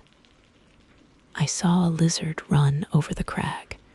I saw a bee busy among the sweet bilberries. I would fain at the moment have become bee or lizard, that I might have found fitting nutriment, permanent shelter here. But I was a human being, and had a human being's wants. I must not linger where there was nothing to supply them. I rose. I looked back at the bed I had left. Hopeless of the future, I wished but this, that my Maker had that night thought good to require my soul of me while I slept, and that this weary frame, absolved by death from further conflict with fate, had now but to decay quietly and mingle in peace with the soil of this wilderness. Life, however, was yet in my possession, with all its requirements and pains and responsibilities. The burden must be carried, the want provided for, the suffering endured, the responsibility fulfilled. I set out. Whitcross regained, I followed a road which led from the sun, now fervent and high. By no other circumstance had I will to decide my choice. I walked a long time, and when I thought I had nearly done enough, and might conscientiously yield to the fatigue that almost overpowered me, might relax this forced action, and sitting down on a stone I saw near, submit resistlessly to the apathy that clogged heart and limb. I heard a bell chime, a church bell. I turned in the direction of the sound, and there, amongst the romantic hills, whose changes and aspect I had ceased to note an hour ago, I saw a hamlet and a spire. All the valley at my right hand was full of pasture fields, and cornfields, and wood, and a glittering stream ran zigzag through the varied shades of green, the mellowing grain, the somber woodland, clear and sunny Lee, recalled by the rumbling of wheels to the road before me. I saw a heavily laden wagon laboring up the hill, and not far beyond were 2 cows and their drover. Human life and human labor were near. I must struggle on, strive to live and bend to toil like the rest. About 2:00 p.m., I entered the village. At the bottom of its one street, there was a little shop with some cakes of bread in the window. I coveted a cake of bread. With that refreshment, I could perhaps regain a degree of energy. Without it, it would be difficult to proceed. The wish to have some strength and some vigor returned to me as soon as I was amongst my fellow beings. I felt it would be degrading to faint with hunger on the causeway of a hamlet. Had I nothing about me I could offer in exchange for one of these rolls? I considered. I had a small silk handkerchief tied round my throat. I had my gloves. I could hardly tell how men and women in extremities of destitution proceeded. I did not know whether either of these articles would be accepted. Probably they would not, but I must try. I entered the shop. A woman was there, seeing a respectably dressed person. A lady, as she supposed, she came forward with civility. How could she serve me? I was seized with shame. My tongue would not utter the request I had prepared. I dared not offer her the half-worn gloves, the creased handkerchief. Besides, I felt it would be absurd. I only begged permission to sit down a moment, as I was tired, disappointed in the expectation of a customer. She coolly acceded to my request. She pointed to a seat. I sank into it. I felt sorely urged to weep, but conscious how unseasonable such a manifestation would be, I restrained it. Soon I asked her if there were any dressmaker or plain workwoman in the village. Yes, 2 or 3, quite as many as there was employment for. I reflected. I was driven to the point now. I was brought face to face with necessity. I stood in the position of one without a resource, without a friend, without a coin. I must do something. What?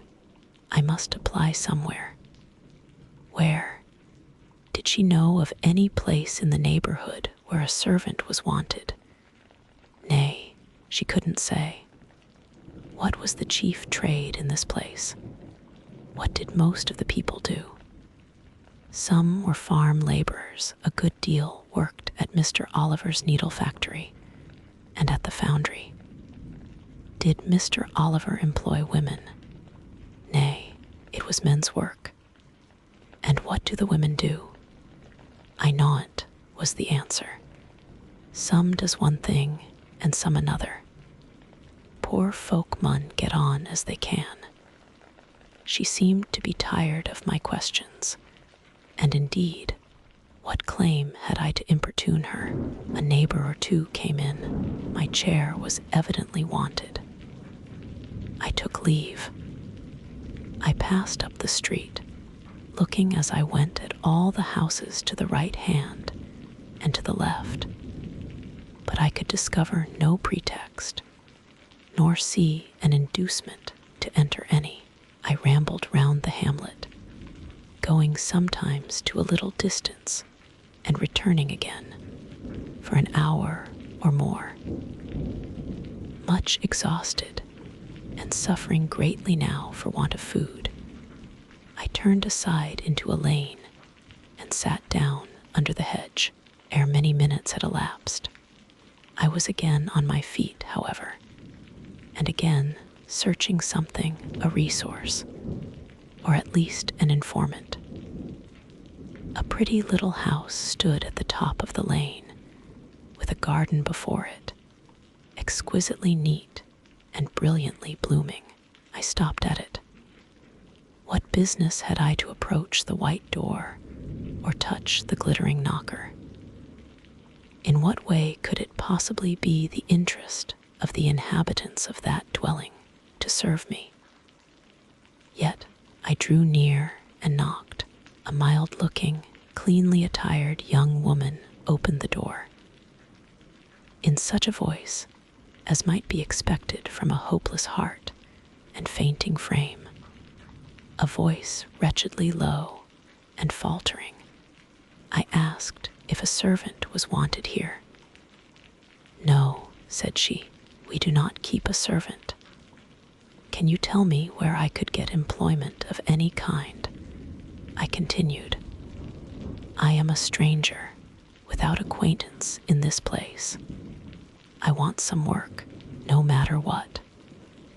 But it was not her business to think for me, or to seek a place for me. Besides, in her eyes, how doubtful must have appeared my character, position, tale. She shook her head.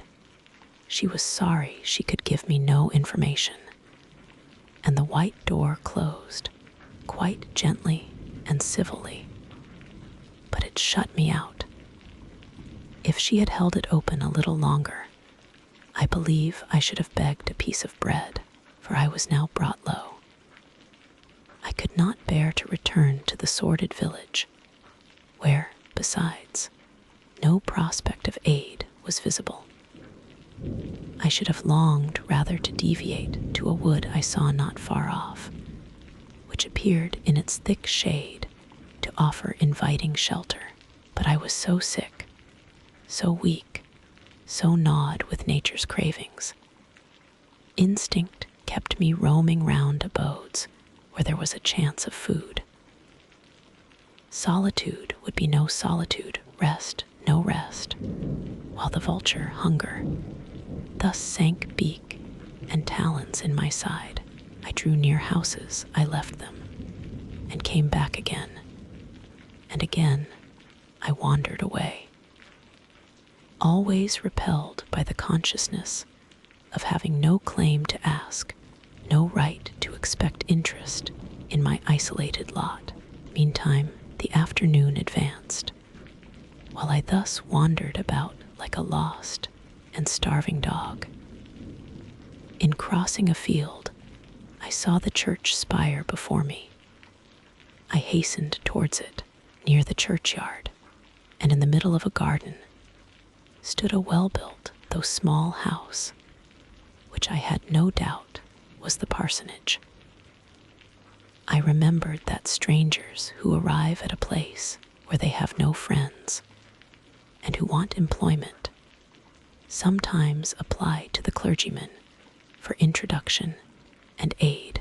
It is the clergyman's function to help, at least with advice, those who wish to help themselves. I seemed to have something like a right to seek counsel here. Renewing then my courage, and gathering my feeble remains of strength, I pushed on. I reached the house and knocked at the kitchen door. An old woman opened.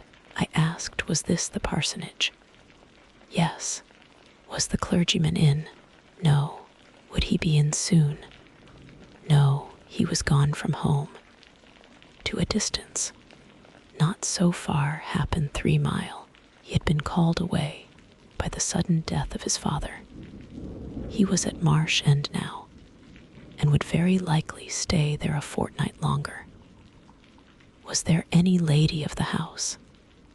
Nay, there was naught but her, and she was housekeeper. And of her, reader, I could not bear to ask the relief for want of which I was sinking. I could not yet beg, and again I crawled away. Once more I took off my handkerchief. Once more I thought of the cakes of bread in the little shop. Oh, for but a crust, for but one mouthful to to allay the pang of famine, instinctively, I turned my face again to the village. I found the shop again, and I went in. And though others were there besides the woman, I ventured the request. Would she give me a roll for this handkerchief? She looked at me with evident suspicion. Nay, she never sold stuff-I that way. Almost desperate, I asked for half a cake. She again refused. How could she tell where I had got the handkerchief? She said. Would she take my gloves? No, what could she do with them? Reader, it is not pleasant to dwell on these details. Some say there is enjoyment in looking back to painful experience past. But at this day, I can scarcely bear to review the times to which I allude. The moral degradation, blent with the physical suffering, form too distressing a recollection ever to be willingly dwelt on. I blamed none of those who repulsed me. I felt it was what was to be expected, and what could not be helped. An ordinary beggar is frequently an object of suspicion. A well-dressed beggar, inevitably so. To be sure, what I begged was employment. But whose business was it to provide me with employment? Not, certainly, that of persons who saw me then for the first time, and who knew nothing about my character. And as to the woman who would not take my handkerchief in exchange for her bread, why, she was right, if the offer appeared to her sinister, or the exchange unprofitable. Let me condense now. I am sick of the subject. A little before dark, I passed a farmhouse, at the open door of which the farmer was sitting, eating his supper of bread and cheese. I stopped and said, "Will you give me a piece of bread, for I am very hungry?" He cast on me a glance of surprise, but without answering, he cut a thick slice from his loaf and gave it to me. I imagine he did not think I was a beggar, but only an eccentric sort of lady who had taken a fancy to his brown loaf. As soon as I was out of sight of his house, I sat down and ate it. I could not hope to get a lodging under a roof, and sought it in the wood I have before alluded to. But my night was wretched, my rest broken. The ground was damp, the air cold. Besides, intruders passed near me more than once, and I had again and again to change my quarters. No sense of safety or tranquility befriended me. Towards morning it rained. The whole of the following day was wet. Do not ask me, reader, to give a minute account of that day. As before, I sought work. As before, I was repulsed. As before, I starved. But once did food pass my lips. At the door of a cottage, I saw a little girl about to throw a mess of cold porridge into a pig trough. "Will you give me that?" I asked. "Will you give me that?" I asked. She stared at me. "Mother," she exclaimed, "there is a woman wants me to give her these porridge." "Well, lass," replied a voice within, "give it her if she's a beggar. Tea-pig doesn't want it." The girl emptied the stiffened mold into my hand, and I devoured it ravenously. As the wet twilight deepened, I stopped in a solitary bridle path, which I had been pursuing an hour or more. "My strength is quite failing me," I said in a soliloquy. "I feel I cannot go much farther. Shall I be an outcast again this night? While the rain descends so, must I lay my head on the cold, drenched ground, I fear I cannot do otherwise. For who will receive me? But it will be very dreadful. With this feeling of hunger, faintness, chill, and this sense of desolation, this total prostration of hope. In all likelihood, though, I should die before morning, and why cannot I reconcile myself to the prospect of death? Why do I struggle to retain a valueless life? Because I know, or believe, Mr. Rochester is living, and then to die of want and cold is a fate to which nature cannot submit passively.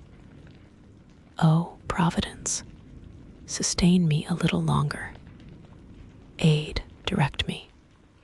My glazed eye wandered over the dim and misty landscape. I saw I had strayed far from the village. It was quite out of sight. The very cultivation surrounding it had disappeared.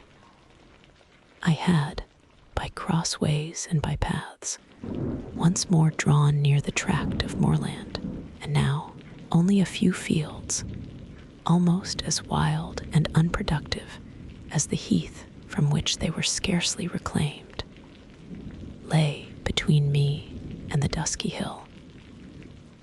Well, I would rather die yonder than in a street or on a frequented road, I reflected, and far better that crows and ravens, if any ravens there be in these regions, should pick my flesh from my bones, than that they should be prisoned in a workhouse, coffin, and moulder in a pauper's grave.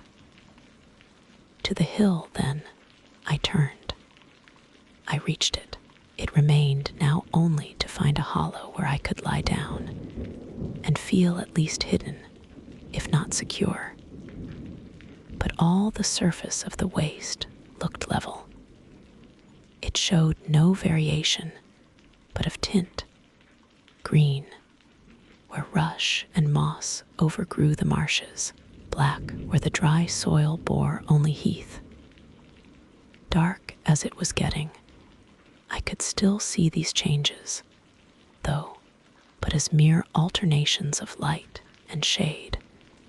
For color had faded with the daylight. My eyes still roved over the sullen swell and along the moor edge, vanishing amidst the wildest scenery, when at one dim point, far in among the marshes and the ridges, a light sprang up. That is an ignis fatuus, was my first thought, and I expected it would soon vanish. It burnt on, however, quite steadily, neither receding nor advancing. Is it, then, a bonfire just kindled? I questioned. I watched to see whether it would spread, but no, as it did not diminish, so it did not enlarge. It may be a candle in a house, I then conjectured, but if so, I can never reach it. It is much too far away, and were it within a yard of me, what would it avail? I should but knock at the door to have it shut in my face. And I sank down where I stood and hid my face against the ground. I lay still a while. The night wind swept over the hill and over me, and died moaning in the distance. The rain fell fast, wetting me afresh to the skin. Could I but have stiffened to the still frost, the friendly numbness of death, it might have pelted on. I should not have felt it, but my yet living flesh shuddered at its chilling influence. I rose ere long. The light was yet there, shining dim but constant through the rain. I tried to walk again. I dragged my exhausted limbs slowly towards it. It led me aslant over the hill, through a wide bog, which would have been impassable in winter, and was splashy and shaking even now, in the height of summer. Here I fell twice, but as often I rose and rallied my faculties. This light was my forlorn hope. I must gain it. Having crossed the marsh, I saw a trace of white over the moor. I approached it. It was a road or a track. It led straight up to the light, which now beamed from a sort of knoll, amidst a clump of trees, firs, apparently, from what I could distinguish of the character of their forms, and foliage through the gloom. My star vanished as I drew near. Some obstacle had intervened between me and it. I put out my hand to feel the dark mass before me. I discriminated the rough stones of a low wall above it, something like palisades, and within, a high and prickly hedge. I groped on. Again, a whitish object gleamed before me.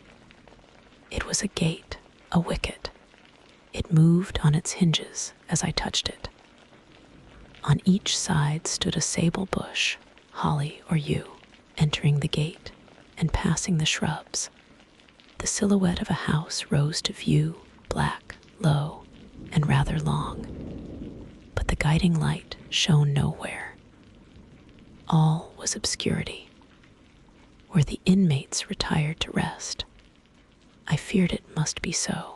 In seeking the door, I turned an angle.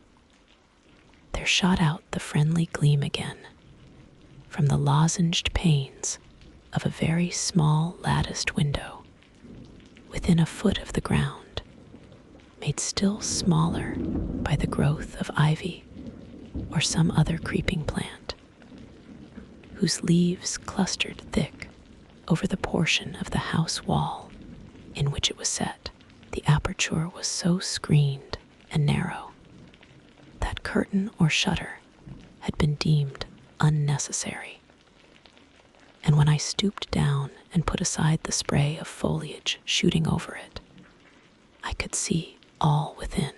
I could see clearly a room with a sanded floor, clean scoured, a dresser of walnut, with pewter plates ranged in rows, reflecting the redness and radiance of a glowing peat fire. I could see a clock, a white deal table, some chairs, the candle, whose ray had been my beacon, burnt on the table, and by its light, an elderly woman, somewhat rough-looking, but scrupulously clean, like all about her, was knitting a stocking. I noticed these objects cursorily only. In them, there was nothing extraordinary. A group of more interest appeared near the hearth, sitting still amidst the rosy peace and warmth suffusing it. 2 young, graceful women, ladies in every point, sat, one in a low rocking chair, the other on a lower stool. Both wore deep mourning of crepe and bombazine, which somber garb singularly set off very fair necks and faces. A large old pointer dog rested its massive head on the knee of one girl. In the lap of the other was cushioned a black cat. A strange place was this humble kitchen for such occupants. Who were they? They could not be the daughters of the elderly person at the table, for she looked like a rustic, and they were all delicacy and cultivation. I had nowhere seen such faces as theirs, and yet, as I gazed on them, I seemed intimate with every lineament. I cannot call them handsome. They were too pale and grave for the word. As they each bent over a book, they looked thoughtful almost to severity. A stand between them supported a second candle and 2 great volumes, to which they frequently referred, comparing them, seemingly, with the smaller books they held in their hands. like people consulting a dictionary to aid them in the task of translation. This scene was as silent as if all the figures had been shadows and the firelit apartment a picture. So hushed was it, I could hear the cinders fall from the grate, the clock tick in its obscure corner, and I even fancied I could distinguish the click-click of the woman's knitting needles. When, therefore, a voice broke the strange stillness at last, it was audible enough to me. "Listen, Diana," said one of the absorbed students. "France and old Daniel are together in the night time, and France is telling a dream from which he has awakened in terror. Listen." And in a low voice, she read something, of which not one word was intelligible to me, for it was in an unknown tongue, neither French nor Latin. Whether it were Greek or German I could not tell. "That is strong," she said, when she had finished. "I relish it." The other girl, who had lifted her head to listen to her sister, repeated, while she gazed at the fire, a line of what had been read. At a later day, I knew the language and the book, therefore I will here quote the line. Though, when I first heard it, it was only like a stroke on sounding brass to me, conveying no meaning. De trat herver einer, Ansüsehen why die Sternen nackt. Good, good, she exclaimed, while her dark and deep eyes sparkled. There you have a dim and mighty archangel fitly set before you. The line is worth 100 pages of fustian. Ik wedge die Jeddenken in der Schale, Mains Zorns und die Work, mit dem Jewicht Mains Grims. I like it. Both were again silent. Is there any country where they talk I that way? Asked the old woman, looking up from her knitting. Yes, Hannah, a far larger country than England, where they talk in no other way. Well, for sure case, I know't how they can understand one t'other. And if either ye went there, ye could tell what they said, I guess. We could probably tell something of what they said, but not all, for we are not as clever as you think us, Hannah. We don't speak German, and we cannot read it without a dictionary to help us. And what good does it do you? We mean to teach it some time, or at least the elements, as they say, and then we shall get more money than we do now. Very like, but give o'er studying, ye have done enough for tonight. I think we have. At least I'm tired. Mary, are you? Mortally. After all, it's tough work fagging away at a language with no master but a lexicon.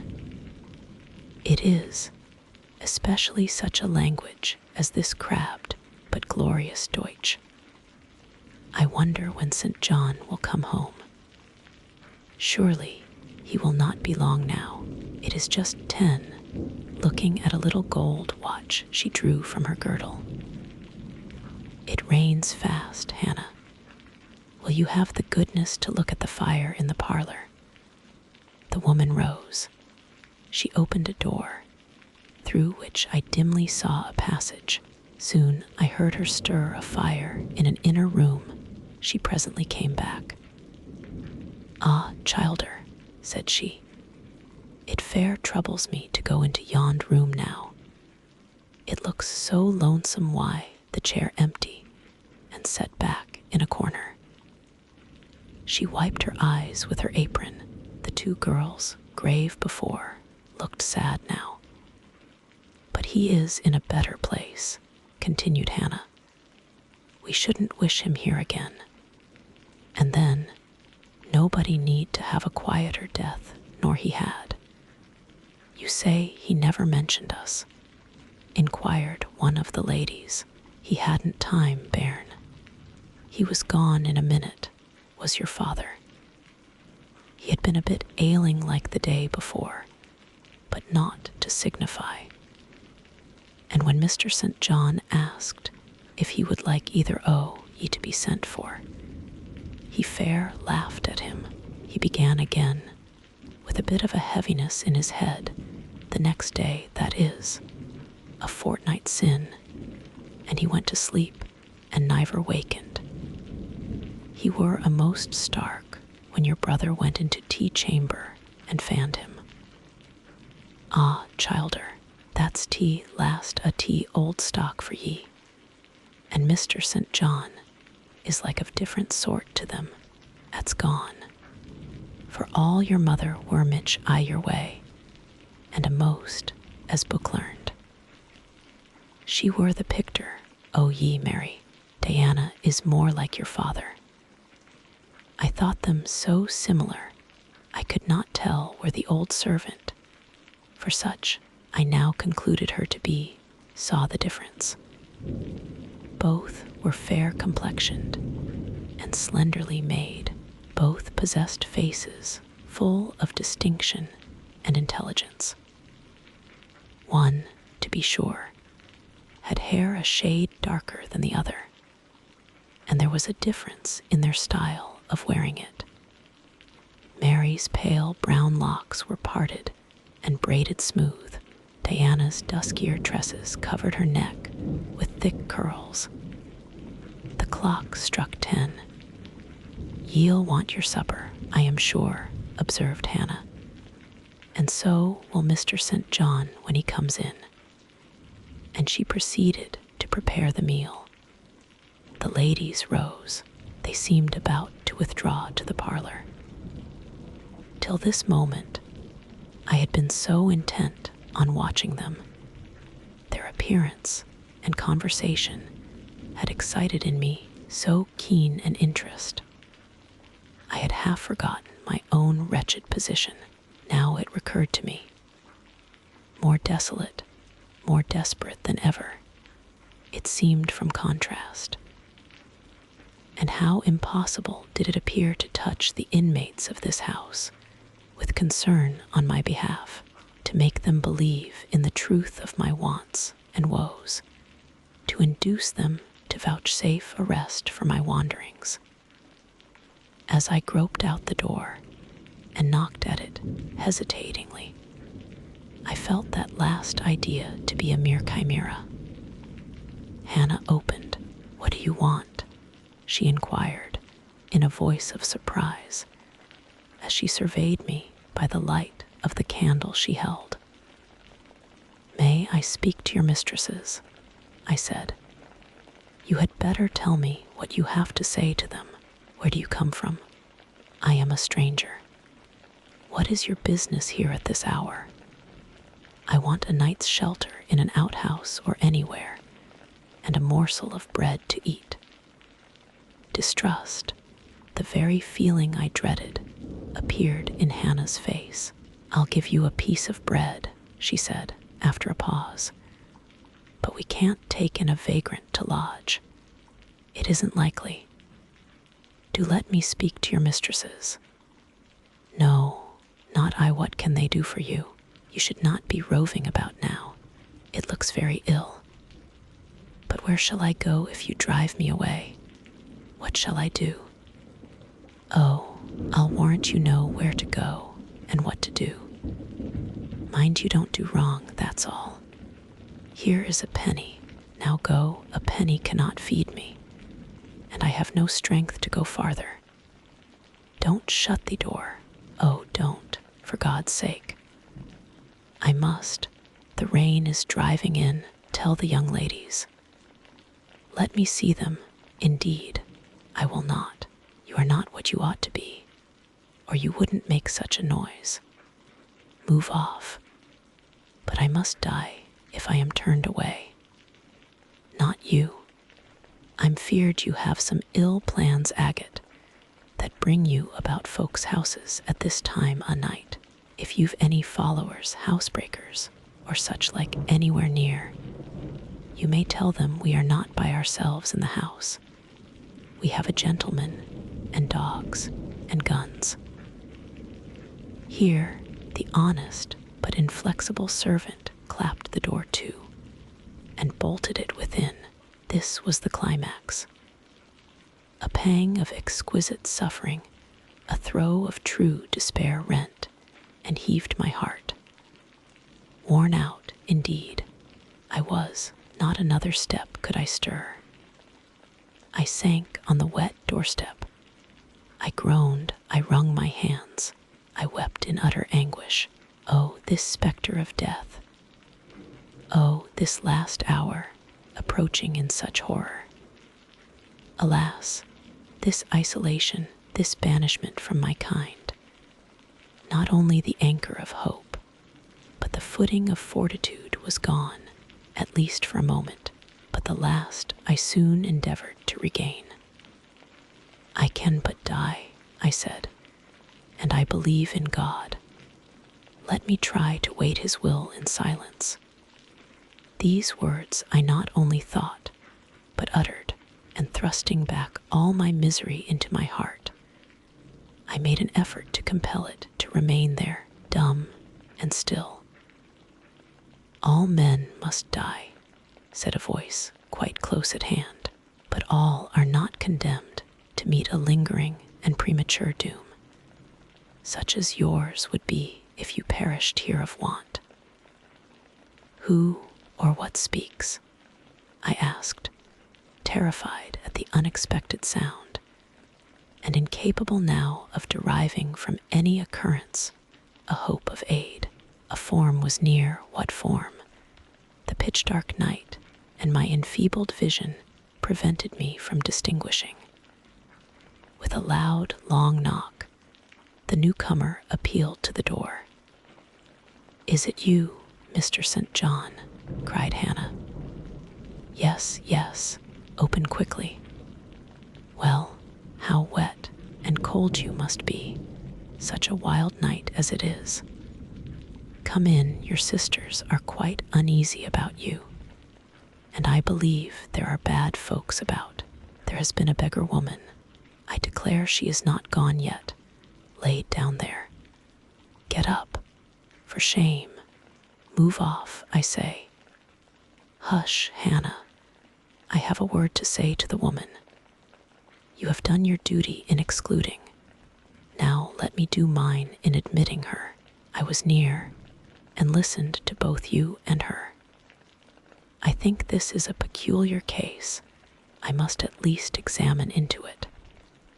Young woman, rise and pass before me into the house." "Hush, Hannah. I have a word to say to the woman." With difficulty, I obeyed him. Presently, I stood within that clean, bright kitchen, on the very hearth, trembling, sickening, conscious of an aspect in the last degree ghastly, wild, and weather-beaten. The two ladies, their brother, Mr. St. John, the old servant, were all gazing at me. "St. John, who is it?" I heard one ask. "I cannot tell. I found her at the door," was the reply. "She does look white," said Hannah. "As white as clay or death," was responded. "She will fall. Let her sit." And indeed my head swam. I dropped, but a chair received me.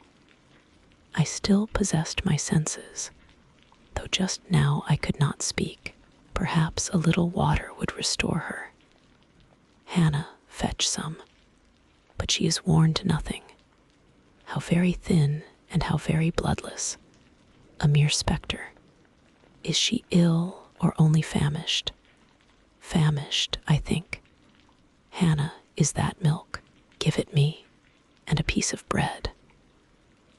Diana, I knew her by the long curls which I saw drooping between me and the fire as she bent over me, broke some bread, dipped it in milk, and put it to my lips.